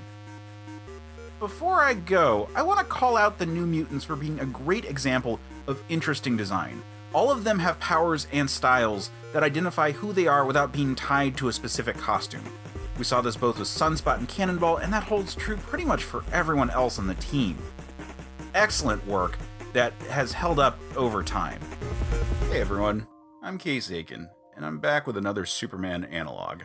And today I'm excited because we're going to talk about one of my favorite characters from one of my favorite comics. And that is Mimic from Exiles, a series that I like to think of as sliders with superheroes. Mimic was an X-Men antagonist who in the 616 reality was an asshole that the others just couldn't stand to be around. You can guess from the name that his power is copying other powers, starting with the OG X-Men, but eventually able to grab and swap out others. Now, this was not actually a mutant power per se. He was a human that artificially gained the superhuman power to copy other powers. He just was closely associated with the X-Men, but that's due to where he first showed up, plus he became so strongly associated with the look that he attained by copying iconic powers like angels and beasts that it kind of just stuck. However, Exiles was a series about heroes from all over the multiverse saving realities, and this Mimic was from a really bright reality where he was a premier superhero, and actually a mutant. And it's easy to see why he would gain prominence, considering that he had Cyclops' vision blast, Wolverine's senses and healing factor, Colossus' steel skin, and North Star's flight. Hey, that collection of powers sounds pretty familiar. In addition to having a really interesting power set due to his limits on how many he could retain at any given time, and them never being perfect copies, Mimic had one of the best damn arcs of any character I've ever seen. Which is fitting, because Exiles was the rare Marvel book about change and growth. See, Mimic was legitimately his world's version of Superman. He lived on a good world where heroes rose to the highest heights. But over the run, he was forced to encounter friend after friend that had taken the darkest path possible, and he often had to deal with them decisively. And this took a toll. At first, he was second in command to the Blink from Age of Apocalypse. They developed a relationship, and she grounded him. But when she left the team, he got bumped up to leader and had to make many hard choices. Eventually, he was taken over by the Brood, resulting in teammates dying and general carnage ensuing. This nearly destroyed him emotionally. He renounced lethal strategies and tried to lead others on this path, even redeeming an evil version of himself. I would argue that he became a symbol of the Reconstruction movement in comics, having gone the grim dark path and then was reforged as a true hero. Unfortunately, this is Exiles, and no one was safe. Mimic got into a fight that left him at death's door against a twisted version of Hyperion, another Superman analog, who I guess I should probably talk about. With Mimic so badly wounded, he was vulnerable to a version of Proteus possessing him first, and then ultimately draining his body completely to die. Mimic to me represents the best examples of the creativity writers can employ with an established property. A character from the Kirby era of X-Men given new life and new purpose and used as a commentary on the medium of comic books in general. Now, as far as costumes go, they also follow the style of the character. He starts off with a very generic superhero costume, then moves on to something more akin to streetwear during his dark period, before settling on a more detailed, modern X-Men style outfit. Exiles was a property I absolutely enjoyed. It was a book that embraced the continuity of Marvel, but played with it, and allowed for some really interesting stories. Many of the characters went through really complicated arcs, but frankly, Mimic's was the best of them. We got to see a classic Silver Age style hero challenged with circumstances that really were no-win situations, and making the best choice when there was no right choice. We also got to see that those types of situations leave scars, and we got to see the growth of a character experiencing some of the worst tendencies in superhero fiction and got to move past them into something truly inspiring. Hey everyone, I'm Case Aiken, and I am back with another Superman analog. And for those of you who watched last week's video on Mimic, it should come as no surprise, because I mentioned Hyperion in that video, and you know what? Now's the time to talk about him. Before we do, I'll note that this will be my first two-parter in this series, because the Supreme Power version is extremely different, but also worth discussing. Hyperion started off as a one-off idea. Marvel and DC editors had agreed to do an informal crossover because management wasn't letting that happen anytime soon. DC had a group of Avengers knockoffs meet the JLA, and the Avengers faced off against the Squadron Sinister. It went over pretty well, and Marvel both reused the characters and introduced alternate reality good versions to use for tongue-in-cheek examples of why traditional Marvel heroes were just better. Now, this changed when Marvel writer-editor Mark Gruenwald did a 12-issue maxi series about the characters. Side note, if you can find a first edition printing of the trade, buy it.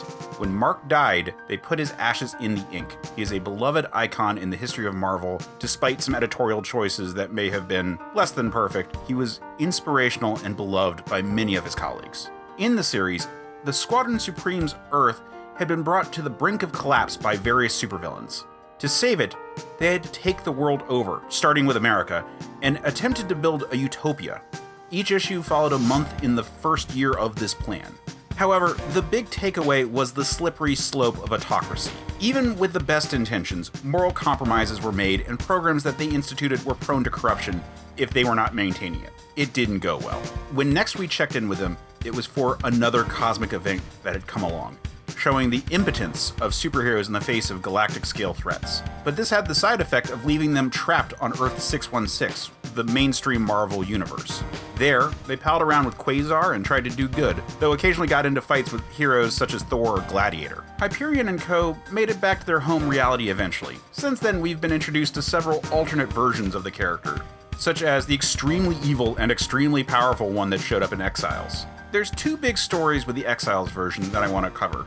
The first is an amazing 6-parter by Chuck Austin, of all people, that I want to gush about. First, he kills a version of Magneto that was going to destroy Earth, hooks up with an evil version of Carol Danvers, then he takes over a version of Earth in a really bad way. Then he squares off against the Exiles and seems unbeatable. This leads to an amazing 1-2 punch from Blink and Gambit. Nothing in their arsenal can hurt him, but Blink uses her teleportation to hit Hyperion with his own eye beams, and Gambit follows up by charging up the soul sword of a slain Magic and jamming it into his wound. However, this Hyperion comes back, and in a smart attempt to deal with him, Beak, who had joined the team by this point, travels across dimensions to find good versions of Hyperion to bring back and fight him. But this evil Hyperion is far stronger and wipes the floor with them. The Exiles barely pull off a win. We've seen versions of Hyperion in cartoons, usually as an antagonist. A version popped up in Earth X looking very similar to the Alex Ross design for Supreme, and recently a version was in the Avengers during the amazing Hickman run. He had a great bromance with Thor in it, and it was a wonderful example of how well a stoic Superman could work on the team. As of this video, Hyperion is back as an important character, this time in a devilish story from Jason Aaron featuring a world where there are no Avengers, but the Squadron Supreme has taken a very aggressive tact at heroism in their world. Like I said, there have been several versions. It's almost baked into the character. Interestingly, Grunwald had really deep lore ideas for all of the Squadron Supreme characters. Hyperion, it turned out, was an Eternal, a Kirby-created race of super beings, making him a relative of Thanos or the various characters showing up in the new Eternals movie. This means he has a much broader array of powers than most Superman types, though he's untrained in all of them. Hyperion is a great example of the flexibility of the Superman archetype. He highlights both the absurdity and the consequences of the character. He can be reshaped to fit whatever the type of story people are trying to tell with the Superman archetype at the time. However, there's a version that came out under J. Michael Straczynski that goes in a very different direction, which I'll discuss next time.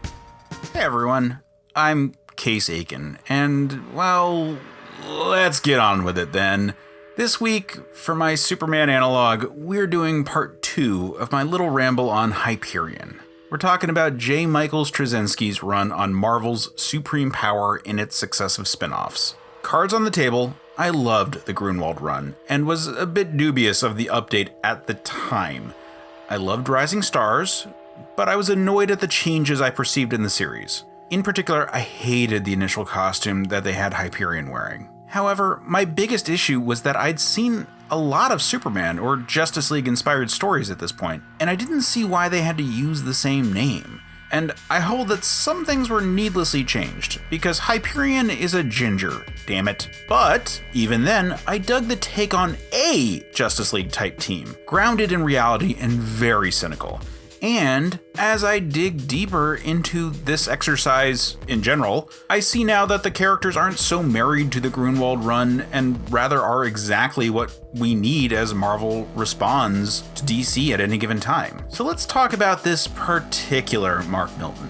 He is an alien, found by farmers. However, he's quickly taken in by the government, who raises him in a falsified ideal American family with his parents played by actors. At first, he just does government missions before striking out on his own, because he starts to rightly believe that the US government doesn't have the best intentions for the world at heart, though he then makes the leap that he instead does. His arrival leads to several super beings showing up, all with similar names to classic Squadron Supreme stuff, but that's about it for the most part. One in particular was Redstone, who was made into an awful villain when the original had been a hero. Not that there weren't homages to classic scenes. Now, the series had some production issues that kind of derailed it. It launched as a Marvel Max book, but got switched over to the Marvel Knights imprint about a year and a half later. There were some spin-off books, such as the Hyperion solo title. The problem was that the story was one of J. Michael Straczynski's big laid stories that he's so fond of, which really works well in a singular book. But between relaunches and spin-offs, the story began to seem needlessly complicated to new readers. As far as I can recall, the series kind of just petered off until being concluded sort of in Ultimate Power, which was a crossover with the Ultimate Universe. And it wasn't particularly good. Oh! Fellow YouTuber Linkara has a damn good series on this. check it out. But ultimately, pardon the pun, I think I was a little harsh at first. The story did an interesting thing with the Superman archetype in a fantastically crafted series. Hyperion really is a broad interpretation of the archetype, fitting exactly what is needed at the time. As we see now with the Heroes Reborn run, where Hyperion is more molded to our modern critiques of superheroism, the character has to fit the era that it's created in. The era of the Supreme Power Hyperion was one where we wanted quote-unquote realistic applications of the characters, with believable origins and power sets and reasons for wearing fantastic and gaudy costumes. It's the kind of story that we have to have in order to continue our more fanciful discussions of the characters. And goddamn was it popular in the aughts. But man, I do love that classic Hyperion look. Regardless of how absurd it is, I really wonder if there's anything quite like it. Hey everyone, I'm Case Aiken, and for today's Superman Analogue, I was looking for someone that shared a similar aesthetic to that awesome Hyperion outfit. And here we go! This is a fun character who both appeared in the background of episodes of The Simpsons and as his own spin-off comics by Bongo, Radioactive Man. Now let's get one thing straight. Radioactive Man is not a one-to-one Superman knockoff, but rather a parody of popular superheroes in general. However, this mostly equates to a mashup of Batman and Superman references with a pinch of the Hulk. Good Lord! Joke! An A-bomb! Yeah! And that more than works here. The character began in The Simpsons cartoons as a stand-in for all comics. The two standout episodes would be when Bart, Milhouse, and Martin get the first issue and go nuts with greed.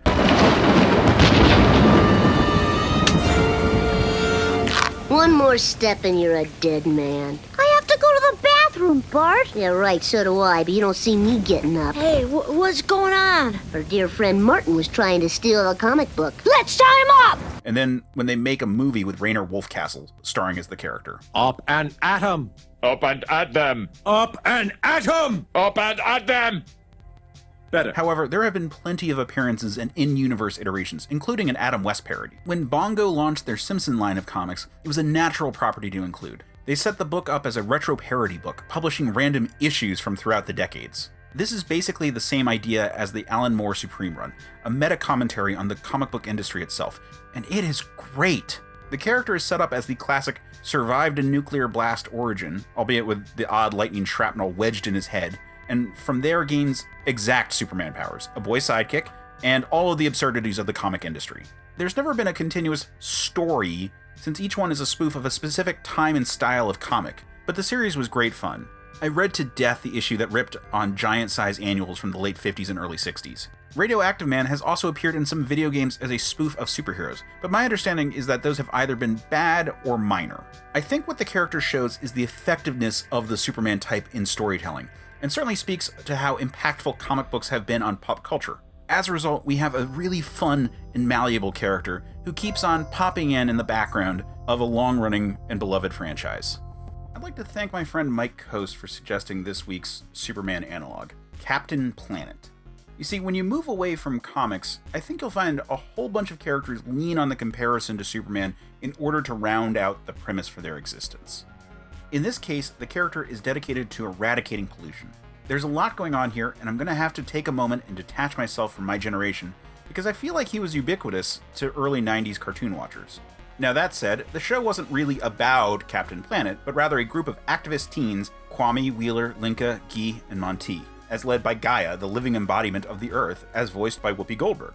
Each of the youths were given a ring that commanded a classical element: earth, fire, wind, water, plus heart.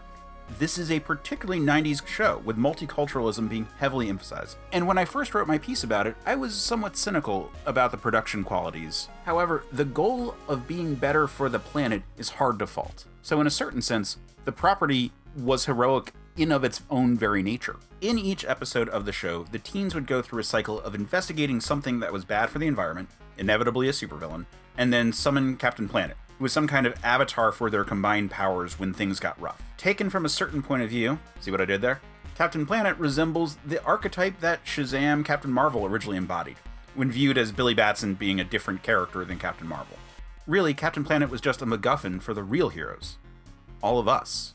The lesson of the show was that we're all in this together and that we all have to step up to make the planet better. Now, that's not to say the series couldn't be a bit absurd. The villains were often tongue-in-cheek, so I find some amusement in reflecting on them. But when I was a kid, I took this all 100% seriously. In order for the bad guys not to win, we had to all do our part to save the world. Now, that said, some nuance could have helped. Now, was this propaganda? Yeah. But then Superman was shilling for the government from almost day one, so, it's fine. We need to do these kind of things. At least this is saying, hey, let's make the world a better place.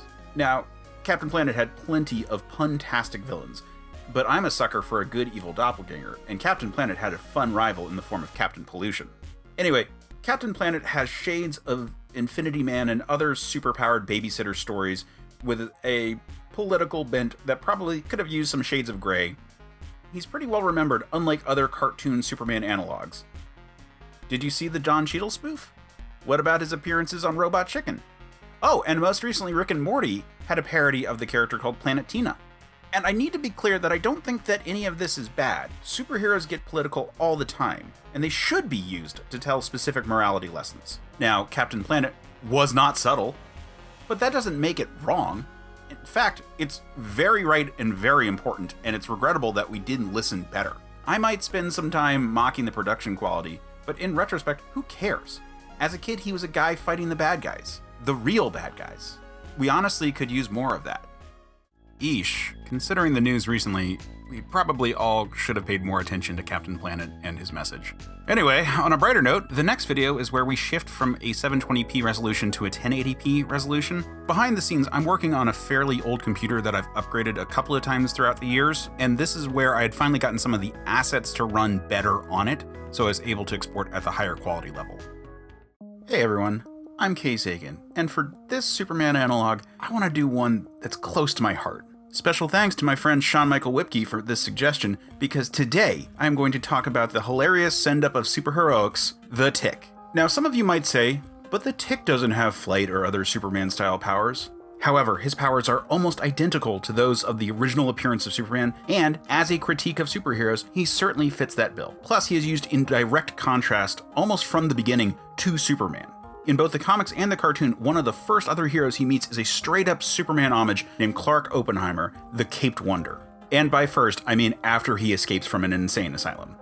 See, the Tick's grasp on reality has always been a little more tenuous than most Superman analogs, and that becomes a theme for his world. Now, the Tick himself always is a bit of a mystery, but that just works to have the rest of the world find him crazy and for him to save the day regardless. His stories are always hilarious satires of modern comics, such as his first big arc aping Frank Miller. More conventional superheroes can find him frustrating, such as when the Caped Wonder, that Superman equivalent, comes to blows with him. However, the Tick always has a zany response. Side note, this was a great opportunity to make fun of some of the Superman tropes. It unsubtly jabs at the Christopher Reeve Superman. And of course, it addresses the glasses situation, leading to one of the best panels of a Superman type struggling to maintain his secret identity ever. But many know the Tick from his other appearances in media. He was really big in the 90s and has kept having small resurgences ever since. My first encounter with the character was with his cartoon from the 90s. Others know him best for the live-action show with Patrick Warburton, which sadly ended too soon. He's had a more recent show on Amazon that has dealt with the issues of insanity. I really enjoyed the show, and I'm sad that it didn't get more than 2 seasons.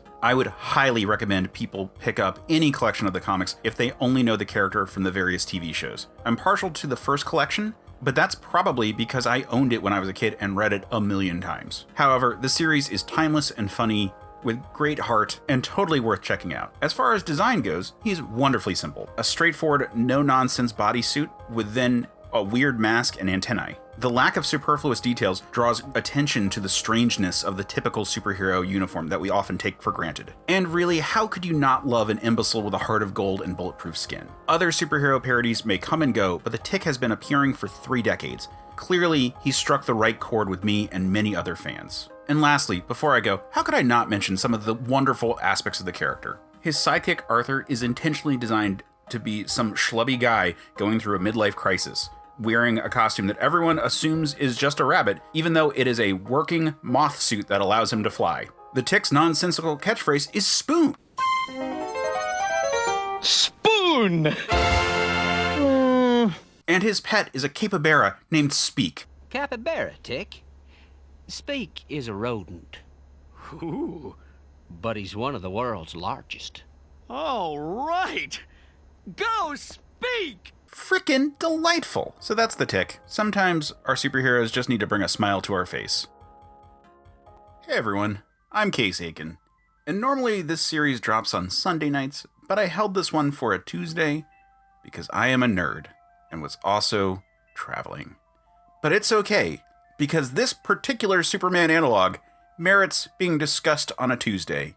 That's right, because today we are talking about the Manhunter from Mars himself, J'onn J'onzz. Now, the history of this character is loaded with retcons, and his power set is basically everything. But it's hard not to appreciate a more alien Superman. J'onn is actually from Mars, and whether he's super old or a time traveler, be he one of many Martians or a lone survivor, he consistently is an alien that came to Earth as an adult. This means that the themes that are on the periphery for Superman are front and center here. He's an immigrant, his losses are way more personal, and he has a distinct culture to fall back on. Also, he looks way more alien, despite being able to shapeshift. His powers vary from story to story, often being what's called for, but it's generally everything Superman has plus. And that has come to extend to shapeshifting, telekinesis, telepathy, and density changing. And this means that he can usually rise to any challenge, often quite literally. However, this vast power set is offset by him having a much more common weakness, fire. But he's been a mainstay of the Justice League because there's no denying his power levels, and cunning mind. He's so consistent in the comics that he's made a shocking number of appearances in other media. I mean, cartoons are obvious, he's a natural. But J'onn has been a series regular on Supergirl, and even was represented on the failed live-action Justice League pilot, though it might be obvious why that didn't work out so well. And of course, most recently, he appeared in the Justice League film, depending on which cut you watched. With regular appearances in books and shows, he's developed a lot of nuance over the years, such as having multiple forms and many identities on Earth. Also, he loves Oreos, like really loves them. And I would ask you, who can blame him? Despite serving alongside Superman, J'onn makes a great foil to the Man of Steel, an example of how alien you can go and still be a hero. Oh, and this is a recurring theme. I have not read as much of New 52 and onward DC as I would have liked. This is in part because of some of the changes that they made, and in part of not being able to afford/store the volume of weekly books that I could before. I'm sorry, this is when I was living in New York. My understanding is that since then, J'onn has bounced around, no longer a JLA founder. It is consistent with issues that other Superman types have had when folded into the DCU. Captain Mar-Vell, Apollo, Mr. Majestic, all forced to find a new niche, even when it didn't fit the character. This is, however, not the first time that happened to J'onn, and we'll talk about that next time. Oh, real quick, if you were wondering why I said it was appropriate to discuss Martian Manhunter on a Tuesday, the reason is that Mars, the planet, is named after Mars, the god, who is also the inspiration for the day of the week, Tuesday. In Romance languages, it's really obvious, like Martes in Spanish, and in English and Germanic languages, it's named after Tyr, the Norse equivalent. And hey, I finally used my classics degree for something on this show. So next up is the first real series that I did where I went by order of the days of the week, using superheroes that reflected the mythological relationship to the days of the week, beginning with Saturn's Day, Jem, son of Saturn.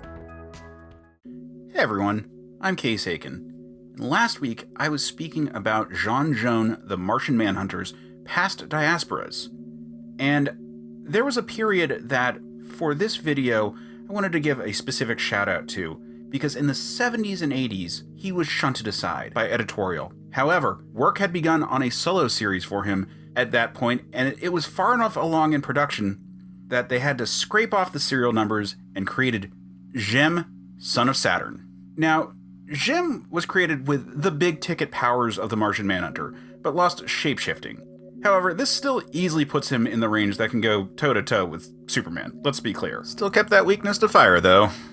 His book was meant to be a sort of decompressed origin story of J'onzz, but now with the location changed to Saturn. Due to the legacy of similarities between the characters, writers later found a way for Saturnians to be relatives of Martians.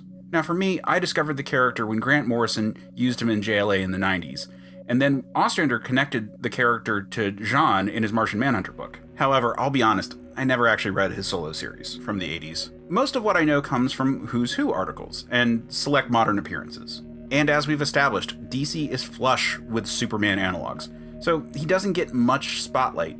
But in a world where there were fewer characters capable of moving planets, he would be one of the heaviest hitters. Now, in doing my image search, I see that there is an archive printing of Jim's series. I may be picking this one up soon. Oh, and I totally forgot that a version of the character showed up on Supergirl in one episode. Lastly, as I always say, my goal for this series is to be a conversation.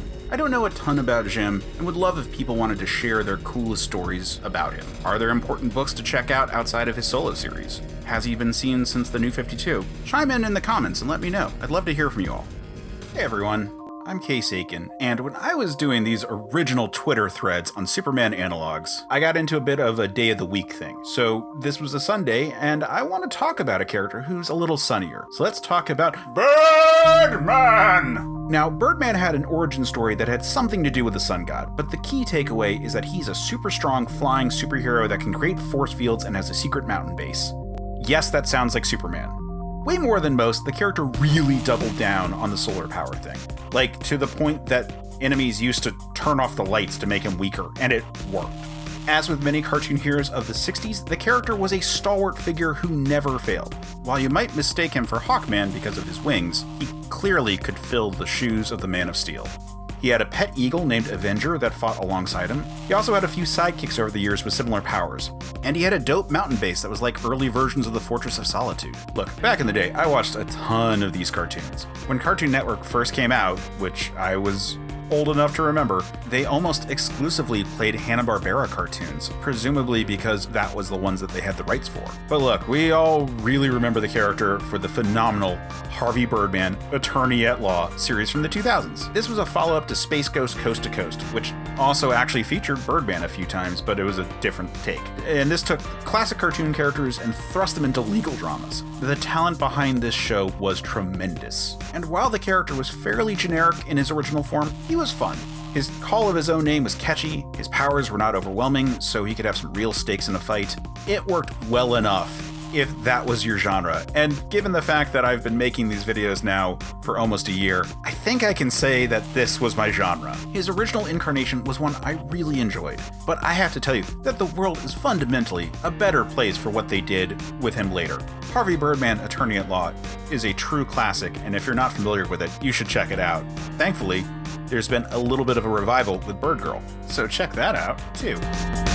Hey everyone, I'm Case Aiken, and I was deciding to do a days of the week kind of thing, because that sounded great, and now immediately, 2 days in, I'm kicking myself, because I already did Mon-El from the Legion of Superheroes, who was actually named after Monday, like in the text of the comic. So instead, I will do his stand-in from the 2000s cartoon, Superman X, as my Superman analog. Now, a character named Superman might not really seem like an analog per se, but this character was explicitly a foil to the classic Superman. Plus, I'm going to have to get into this whole Superman family someday. I already did Mon-El after all, and this was the show's equivalent of that character. Superman X was a clone created in the 41st century to defeat Imperiex. Basically, if Apocalypse is a ripoff of Mongol, who's a ripoff of Thanos, who's a ripoff of Darkseid, this is the ripoff of Apocalypse. Anyway, by taking Superman's DNA and combining it with kryptonite to make him resistant to his only major threat. As a clone, created as a weapon of war, he was aggressive, angry, and mission-focused, while the OG Superman was thoughtful and pensive about his role in the universe. And I completely missed the boat on this cartoon when it was airing. I didn't even realize it was airing until the second season was over, and no more came out after that. However, I bought it all up on Amazon streaming, and it's been a lot of fun. Especially because I'm a huge fan of the Legion. Long live the Legion! Design-wise, he's obviously modeled after the second costume worn by the Con-El 90s Superboy, himself briefly a Legion member at the time in the comics. And that costume had a test run in the Elseworlds Legends of Dead Earth event, where we saw how the heroes of the DCU influenced people generations later. I'm going to have to talk about that story at some point, because it had a very interesting point about heroes and religion. Ultimately, I'm a little sad that I didn't get another appearance of Mon-El to talk about from this cartoon, but they did a really cool thing with Superman X. Sometimes a singular purpose can overwhelm a person's sense of self, and finding the balance can be just as important as defining a role. So while Superman X might not be a perfect stand-in for the original, he certainly comes from good stock and has all the potential in the world. Hey everyone, I'm Kay Sagan, and in keeping with the Day of the Week theme, Tuesday, or Tears Day, is associated with war and war gods. Sadly, not many Superman analogs fit this mold. Like, Kratos wouldn't really work here, right? However, this is a good time to talk about the new god, Orion, created by Jack Kirby.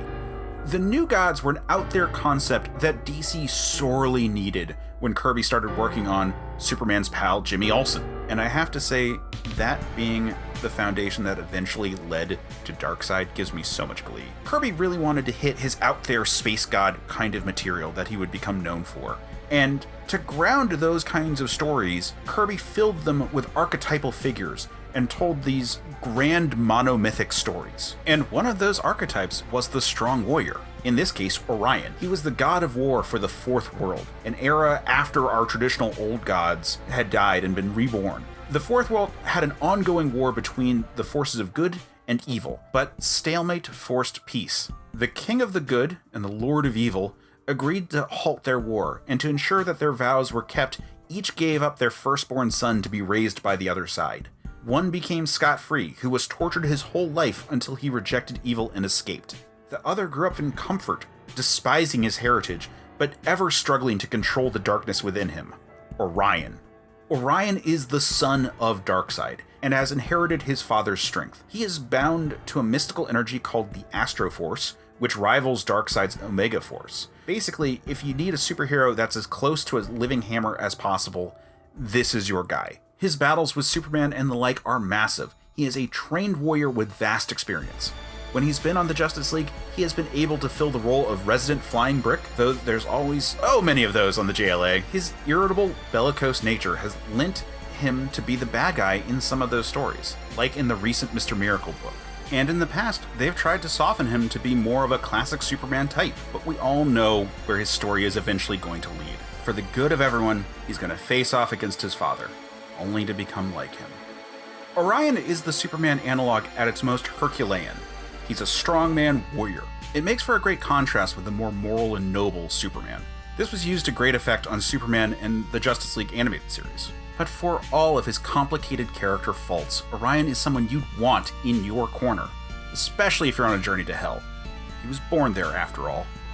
Hey everyone, I'm Kay Sagan, and I am continuing this Day of the Week thing. So next up is Wednesday, and that is a day named after Odin of Norse mythology, the Sky Father. But due to his trickster nature and tendency to appear just all over the place, he's considered more of a parallel to Mercury, actually, rather than Zeus. And yes, this is in fact a Superman analog video. Bear with me. Now, I could talk about characters who had direct ties with Mercury, but I wanted to take this opportunity to elaborate a point I've made oftentimes on both Men of Steel and various other shows, and that is a good Flash story is a good Superman story. Speedsters have drawn iconography from Hermes since the earliest days, but his roles in stories fit a very specific style of Superman type. With their vast speed, speedsters are effectively unstoppable and empowered to solve the problems that they are presented with imaginative but impossible solutions.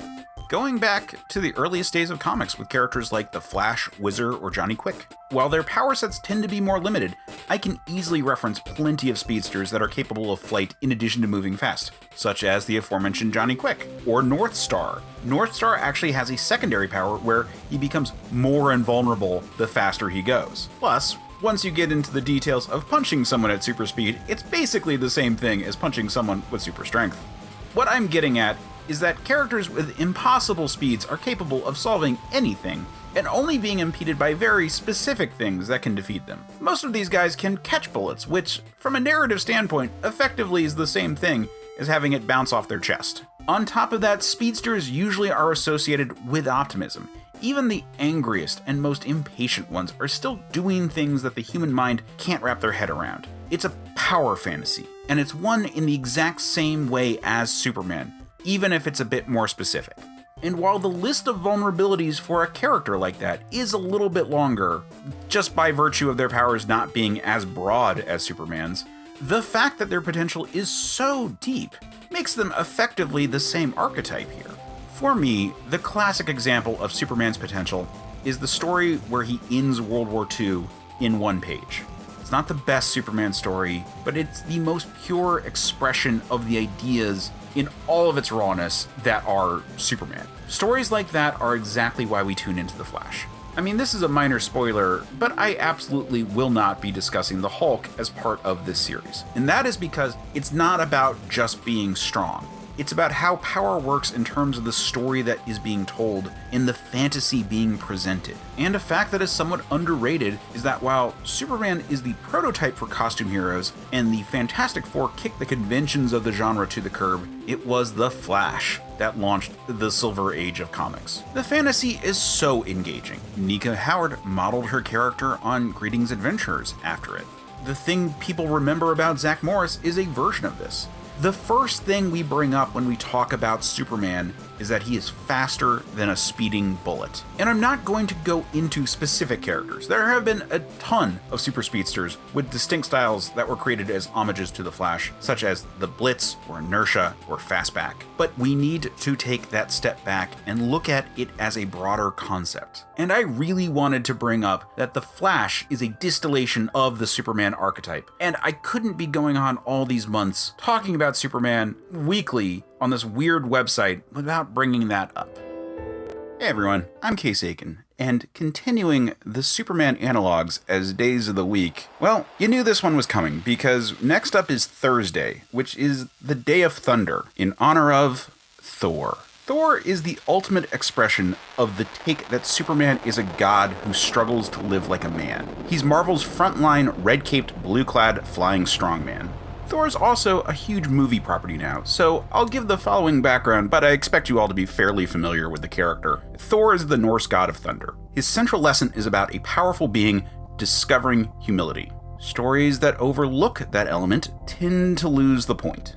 But in order for that humbling to happen, Thor is quite a bit more powerful than the average Marvel superhero. Like, he's really powerful. Like, world-breakingly powerful. On more than one occasion, including the current run of the comic, we've seen him ascend to Allfather, King of the Gods, and one of the most powerful beings in all of Marvel Comics. And he's also a brutish Viking, and a super advanced alien. He's pretty weird. Thor is the sneak preview for pretty much everything Jack Kirby would do after the 60s. And that means there's a lot of settings you can put him in and have him work. I mean, there's a reason that Thor Ragnarok was such a hit movie. It was weird and crazy and out there and sci-fi, and it still perfectly fit our resident elemental barbarian. He's a character that can fit anywhere. And in fact, a drinking game I have with my friends is when watching a movie that Thor is in, if he just kind of rolls with a weird situation without it being explained to him, take a drink. It works perfectly. It's great. I should also note that Jack Kirby really liked the mortal form transforming into super form shtick. You see this later with Infinity Man and with the Demon, but all of this traces back to Captain Marvel Shazam. And like some of those classic superheroes, he also has a pantheon of allies. On top of the other Asgardians, obviously, he also has a whole slew of connected heroes. Future versions, alien versions, female versions, space-traveling war goats. Thor has them all. And even more so, he's had various forms himself. Recently, his role was assumed by Jane Foster, but he's also been turned into a frog. He's been cursed with brittle bones and trapped inside an impregnable armor. And he had his own edgy, jacket-wearing 90s counterpart, Thunderstrike. However, unlike Superman, he's actually successfully had costumes change from time to time that stuck, which is not to say there weren't any clunkers. I mean, some of us lived through the 90s. Thor has had many versions. He has a deep lore in his own books, not to mention the greater world of mythology that he can draw upon for stories. It all comes together for a truly great pillar of superheroic fantasy. And Thor continues to be an exciting Marvel property about a hero always trying to do what's right in spite of his vast power. I'd recommend anyone interested in the character to dig up the Walt Simonson run, which has been collected in trades, and start there. From there you can see how truly flexible and versatile the character is. And then you can move on to the great runs by guys like Dan Jurgens or Jason Aaron. He's a central figure to almost every major Marvel story. If he's not a part of the story, then you can bet that there's a point somewhere in there where a character mentions how his absence affects the stakes. He is, after all, Marvel's real answer to Superman. Hey everyone, I'm Case Aiken. Let's wrap up this whole day of the week thing by discussing Friday. Now, Friday is named after the Norse goddess Freya, who is associated with Venus from Roman mythology. Now, there have been several comic characters directly based on Venus, but none of them really quite fit the feel of a Superman analog. So instead, I'm going to talk about a metaphorical avatar of hers, Maxima. Maxima is an early 90s creation in DC Comics. She's an alien warrior queen and is obsessed with finding the most qualified mate for which to create the most qualified heir. To her, this is Superman. Due to the selective breeding program of superpowered aliens that was the basis of her dynasty, she has a wide range of powers, from psychic abilities to super strength. In fact, in the original Doomsday Battle, she put up the best fight outside of Superman himself. She's been a hero, an anti-hero, and a villain. And much like other royal characters like Namor, for example, politics is often a motivation for her choices. But in her case, the desire to find a king to stand beside her and strengthen her family's bloodline is also a pretty big factor. So actually a lot like Namor. During the 90s, she was positioned as a more extreme Wonder Woman to go along with the general trend in the comics of the time. Beginning life as a pulp fiction exotic queen, her costumes tend to be revealing, though some illustrators have tried to make it more in line with traditional comic books, though sometimes falling victim to the they're basically naked but colored differently trend on that side. But she also had an appearance on the Superman animated series.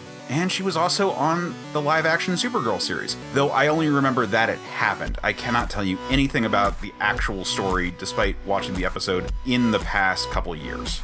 As with all characters that strongly resemble the archetypes of the big players of the DCU, writers often have trouble finding something for them to do, and they end up hanging out on the periphery of the narrative.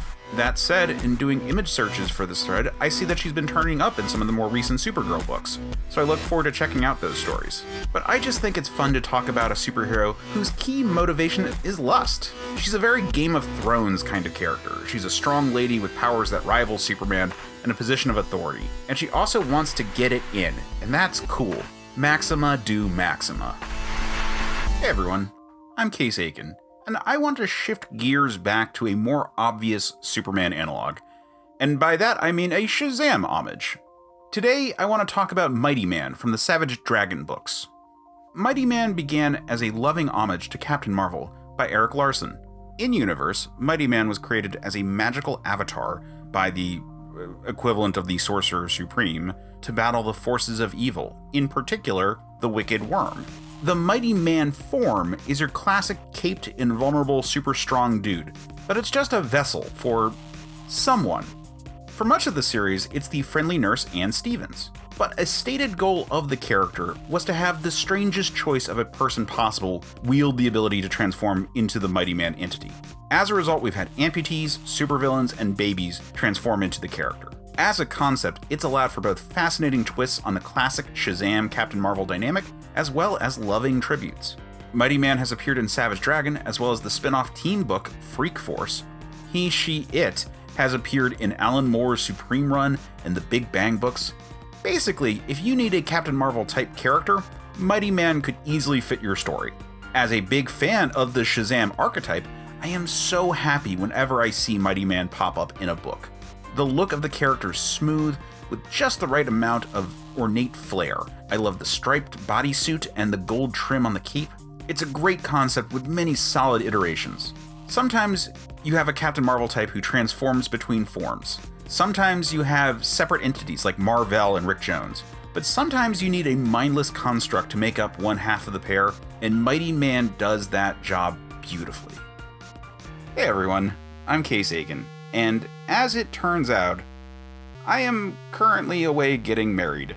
So this Superman analog video is going to be a little bit on the short side, but that's okay, because it gives us the opportunity to discuss one of my favorite villains from the Savage Dragon books, Powerhouse.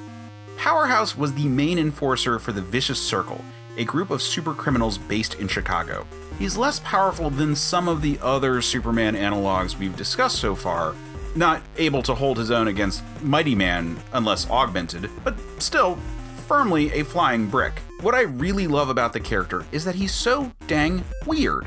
what with the body of a Superman, but the head of a chicken, but also has the personality of a Superman. He might be a criminal, but he's intensely honorable. His mission is to protect his fellow persecuted freaks. And yeah, that chicken head is his real head. Sort of, we'll get to it. It, along with his powers, are due to him being a distant descendant of the Egyptian god Ra. So weirdly, he would have actually fit the Sunday slot if we were still doing that theme. Powerhouse is the type of wonderful, strange character that you find in peak comics. Books like Savage Dragon really embraced the surreal world that the medium allows for, and so could get away with an honorable mutant bird warrior and have it fit. Design-wise, the head is the big thing. The cape gives you a sense of his movement, his metal gloves give the sense that he can hit hard, the blocky colors are eye-catching and unique, showing the inner conflict in his nature and the people he associates with. Just a solid character overall. Now, however, since I wrote the original thread that this video is based on, we have found out quite a bit more about the character. He actually has a human form, continuing the trend of Superman analog types that are actually more of a Shazam type. It's that mask that he wears that actually is the source of his power. He's a human who was a picked on nerd who discovered his heritage and transformed into a demigod. And that's pretty cool. That said, Savage Dragon is a book that has characters come in and out all the time, and so while he has reappeared and we have found out more, we still don't actually see him all that often. But I always love it when we do, because he's such a cool, weird character. It's a flying chicken Superman. It's great. Hey everyone, I'm Case Aiken. Now, last week we talked about Powerhouse, who is a little bit of a less powerful Superman analog and also a little bit of a villain. So let's do an even more extreme example, Captain Ultra. He was in the category of impressive but didn't hold a candle, no pun intended, to the big boys at Marvel. He was only about as strong as Spider-Man, plus flight, durability, yada yada yada. On top of that, he had severe pyrophobia, possibly as a nod to Martian Manhunter. I mean, severely pyrophobic. A lit match takes him out of action. And that's what people remember about him, along with his extremely colorful outfit. But he's one of that roster of jokey D-list characters that pops up from time to time because they're charming. He first showed up at an audition for the Frightful Four, a team we'll never see in a movie but I love all the same. Then bounced around morally as well as appearance-wise. I mean, he's a joke. He began as a rip-off of the Superman archetype and continued to be a D-lister. His outfit is garish and impractical, as people often criticize DC characters of. And his broad powers have a comical weakness like classic DC characters. But that's why we love him. He's a tongue firmly in cheek joke on Superman and the like, defiantly asking us to laugh with. Hey everyone, I'm Case Aiken, and I'm going to be sticking with captains for the next couple entries, since they often make for good Superman analogs. Now today, I kind of wanted to do a palate cleanser before going down not one but two rabbit holes, so let's talk about Captain Caveman. Captain Caveman was a Hanna-Barbera property from back in the day. He had his own series called Captain Caveman and the Teen Angels, where the captain was a thought-out prehistoric superhero solving crimes in a cool Winnebago. And I mean a cool Winnebago. It had a cave on top that he lived in, and I thought that was so awesome back in the day. However, my main touchstone for the character was as a featurette on Flintstones Kids, a cartoon about Fred and the gang as kids. Why did I watch that? I don't know. Where the captain had adventures with his son. The captain also cameoed in the Laugh Olympics, so he kept his brand strong that way. Captain Caveman had the classic shtick of super strength and flight, and arguably some of that was just by virtue of him being a caveman. He also had the gimmick of infinite tricks that he could pop out of his club. Between the myriad tricks he would pull out and his comedic oafishness, he made for a solid gag character. And I mean, who can forget that battle cry? Captain Caveman! I want to take a minute here to reiterate a central thesis of superhero fiction in other media. Often the characters adopt iconography that would generally be considered generic superhero, but by virtue of being an adaptation of a concept that owes its prototypical nature to Superman, one can infer Superman-like qualities. There are a lot of cartoon superheroes that adopted a Superman-like power set as a shorthand to establish what kind of a hero they were. I'm sure I'll go through quite a few, but I'm glad to get Captain Caveman done early. I mean, who wouldn't love a dopey, hirsute Adonis? Hey everyone, I'm Case Aiken, and, well, I guess it's time to take a few shots of crazy juice to the face and go headfirst into this rabbit hole. Because today, for my Superman analog, I want to talk about Marvel's version of Captain Marvel. Or versions, more accurately. I'm talking about Mar-Vell. Now, for the very first entry in this series, I talked about the classic Captain Marvel, better known today as Shazam for complicated legal reasons, which is part of the reason that there have been others since that character. Like a robot who could launch his arms at the command of Split Zam. But for fairly obvious reasons, Marvel Comics wanted to own the trademark to Captain Marvel, so they created Mar-Vell, a Kree soldier. The Kree are probably best known from the Guardians of the Galaxy movie or the MCU adaptation of Captain Marvel, but they'd been big players in the Marvel Comics universe since the early days. Captain Mar-Vell was sent to Earth to spy on us while flirting with an officer named Carol Danvers. He was able to do this because while most Kree have blue skin, they actually have multiple races. And many of those are pigmentations that match what Earth produces for humans. Despite theoretically being undercover, if trouble popped up, he would get involved. Kree are a little stronger and more durable than humans, but not by much, so he had more of a gadget-type setup, like Adam Strange. This changed when he struck off on his own and became a cosmically appointed defender of the universe. Mar-Vell received several separate power upgrades, though they often get lumped together, and a much more Superman-like primary colored suit. He started absorbing radiation for various effects and gained cosmic awareness to direct him where he needed to be. He also became dimensionally linked to professional sidekick Rick Jones. They would switch places in reality by clanging their wristbands together, which was a visual cue that Mighty Man took for his transformation mechanism. This was a way to bring the character closer to the Shazam roots while remaining uniquely Marvel's property. Captain Marvel went on to be one of the premier cosmic heroes of the Marvel U of the 70s. However, eventually editors wanted to tell more grounded stories with mature themes, so in one of the first graphic novels ever, they had the character painfully die of cancer. And that's fairly stuck. I mean, since then he's popped up in alternate realities and in the form of doppelgangers and impersonators, but he's actually stayed dead. One of the more prominent recent impersonators was a Skrull infiltrator that showed up during the Secret Invasion event. One version slew the personification of death from his reality and became the God King of a cancerous reality where life had become toxic and unending. And there was an ultimate version named Mar-Vell, who had a pretty cool updated design.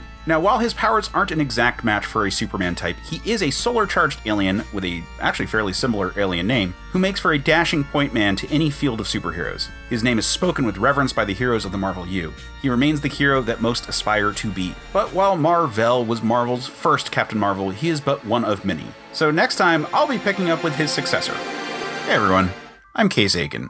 And for this week's Superman Analog, we are moving on to Marvel Comics' second Captain Marvel. So let's talk about Monica Rambeau.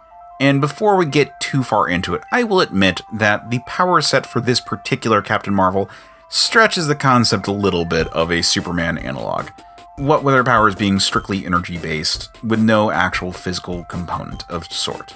Most ideas of Superman, that is. So Monica Rambeau is a human woman, and it is amazing how much I need to specify that, who was caught in the classic explosion that gave her superpowers. In this case, I think it was like a super laser or something. She gained the power to transform into any type of particle on the electromagnetic spectrum, so she grabbed a very 70s costume, and since the name wasn't in use, took the name Captain Marvel and joined the Avengers. She was with the team during a run with quite a few heavy hitters. The Amazing Under Siege arc was this era. Despite the average power, her abilities still made her the heaviest hitter on this team of heavy hitters. It was basically anything science said we could do with light after all. She went on to be the leader of the team for a stretch, then as writing teams changed, she fell back out of the spotlight. Eventually, new plans for the Captain Marvel name came up, and she ended up relinquishing it to number 3. Since then, she's had a few names, none stuck. Currently, she's Spectrum, but I will always think of her as Photon because that's the name I found her under. She was also Pulsar briefly. But really, everyone just calls her Monica. She was amazing in Next Wave, and has been around for various events, but she's not the iconic Marvel Captain Marvel. Style-wise, she's mostly identified by her powers, and her general look more than a particular costume these days. She tends to have a costume that straddles the line into street clothing. Her personality is no-nonsense veteran who learned to be a hero in the majors right off the bat. She is a hashtag boss lady. And of course, most recently, since the original writing of this thread, Monica has made herself a very big part of the emerging fourth phase of the MCU as part of WandaVision. And going hand in hand with that, she has had a larger role in the currently running Captain Marvel comics, even though that particular Captain Marvel we have yet to discuss. Regardless, she is an amazing character that I am happy people are waking up to. So be on the lookout for more Monica Rambeau in both comics and other media, because this character is due for a comeback. Hey everyone, I'm Case Aiken, and come on kids, gather around. Today we are talking about the third Marvel Captain Marvel, Jennis Vell, for this week's Superman Analogue. Jennis was a test tube baby of Mar-Vell and an Eternal from Titan, making him a relative of Thanos and a demi-Eternal for those of you who saw the recent movie. As a result, while he wasn't as innately powerful as, say, Hyperion, he was a bit stronger than his father. He initially wore a very 90s outfit and went by the name Legacy. He took the name Captain Marvel after a fight with Monica Rambeau, who was under the influence of the Iron Man villain, the Controller, at the time. He controls things, shocker. She took the name Photon for a time. Meanwhile, he bummed around, basically, until Avengers Forever by Kurt Busiek. Avengers Forever is where he stepped up to the big leagues. The Maxi series concluded with Jennis bonded with Rick Jones, just as his father had been before. He changed his outfit to a much sleeker update of his father's look, and launched his own book under Peter David. This run really played with the comedy that the bonded nature of the character allowed for, as well as offering readers a tour of all the wacky areas of the Marvel Universe. It was a great book, and you could really see how Jennis was primed to step up and be a flagship hero for the company, if not an exact Superman analog. However, in an attempt to play to the book's strengths, the book was relaunched with a subplot that Jennis's cosmic senses were driving him crazy. He adopted a design based on his father's original costume and became something of a puckish figure in the Marvel U. Unfortunately, the book only lasted a few years at most after that and had something of an unsatisfying ending. But in the meantime, David was able to pack the book with fun stories involving reality rewriting. And these would lead to tomorrow's candidate coming into existence. After that, Jennis kicked around while wearing an awesome gray version of his second outfit, until finding his way onto the Thunderbolts for Fabian Niciese's excellent reinvigorating of the property. Jennis's powers kicked into overdrive during this phase, so much so that he was easily able to hold off the Sentry while the team battled the Avengers. To reflect this new power level, he took the name Photon, only to be reminded that Monica Rambeau was using that name. Again! As far as I know, this is where his story ends. His powers kept expanding until they threatened all reality. A newly altruistic and empowered Baron Zemo stepped in and divided him up over different moments across time so that his collective whole couldn't threaten the multiverse. Jennis Vell ultimately had a pretty short tenure as Captain Marvel, though longer than number 4's. But he made an impact. He was a legacy character done right, struggling to understand what it meant to be a hero when so many looked to him to live up to his father's mantle. And there is a chance that he will be making a reappearance soon in the Captain Marvel book, as characters from throughout time and reality that have borne the name Captain Marvel are starting to show up. And Jennis was last seen spread out throughout time and reality, so we shall see. Anyway, I always had a soft spot for this character, and I would like a future for him, but as it is, he had a good run. Hey everyone, I'm Case Aiken, and as I've been discussing all of the various Marvel Comics Captain Marvels, because they all make fairly decent Superman analogs, it's time to move on to Phyla-Vell. So last time I talked about how Jennis Vell's tenure as the Captain Marvel of Marvel Comics ended with some reality rewrites done by Jennis before the book was unceremoniously canceled. During that, he actually saved his mother's life, and as a result of that manipulation of time, she went on to have a second test tube baby, in this case a daughter, named Phyla-Vell. When Phyla was introduced, she rocked the same updated Captain Marvel uniform that Jennis had worn earlier in the run. Side note, the blue starry face that they sometimes have is when their cosmic senses are active. Sorry for not explaining that last time. Like her brother, she also had a pair of negabands, so basically she had the same powers as Jennis. Now, shortly after the Peter David run on Captain Marvel ended, Marvel shook up their cosmic books with the excellent Annihilation crossover. This and subsequent arcs led to updated looks and eventually the modern Guardians of the Galaxy that we all know from the MCU movies. During this time, Phyla rocked a robed look variation of the Captain Marvel attire. And Phyla was there at the final battle with Annihilus. He was siphoning power from the quantum bands that he stole when he murdered Quasar, who I will also talk about at some point. She engaged directly with Annihilus and seized control of those quantum bands because they don't actually like working for someone evil. And this allowed Nova, who I definitely will talk about at some point, to deal the finishing blow to Annihilus. It's a badass scene.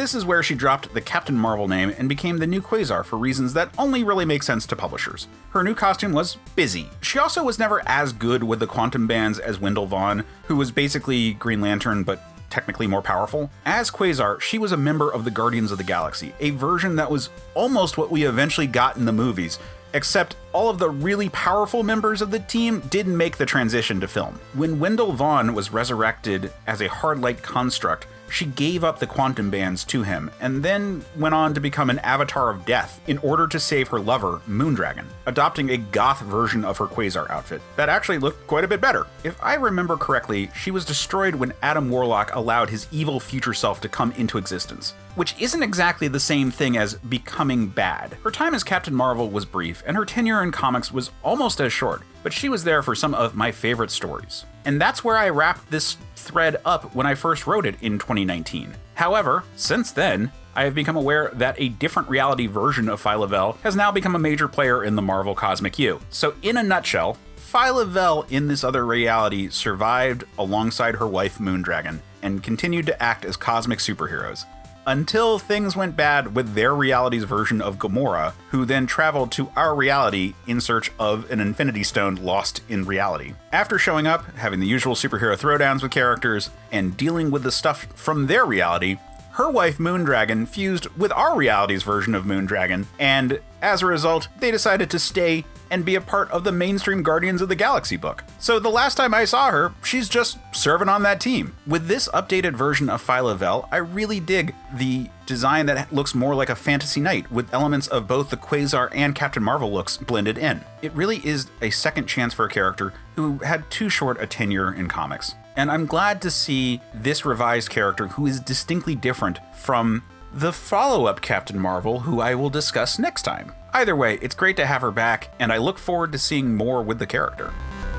So yeah, it's a little weird that we still have Carol Danvers to go in the series on Captain Mar-Vell's, but I think that's appropriate to start the next video on, because it's nice to have Captain Mar-Vell, any version of Captain Mar-Vell, be the lead character for this video and its inevitable sequel.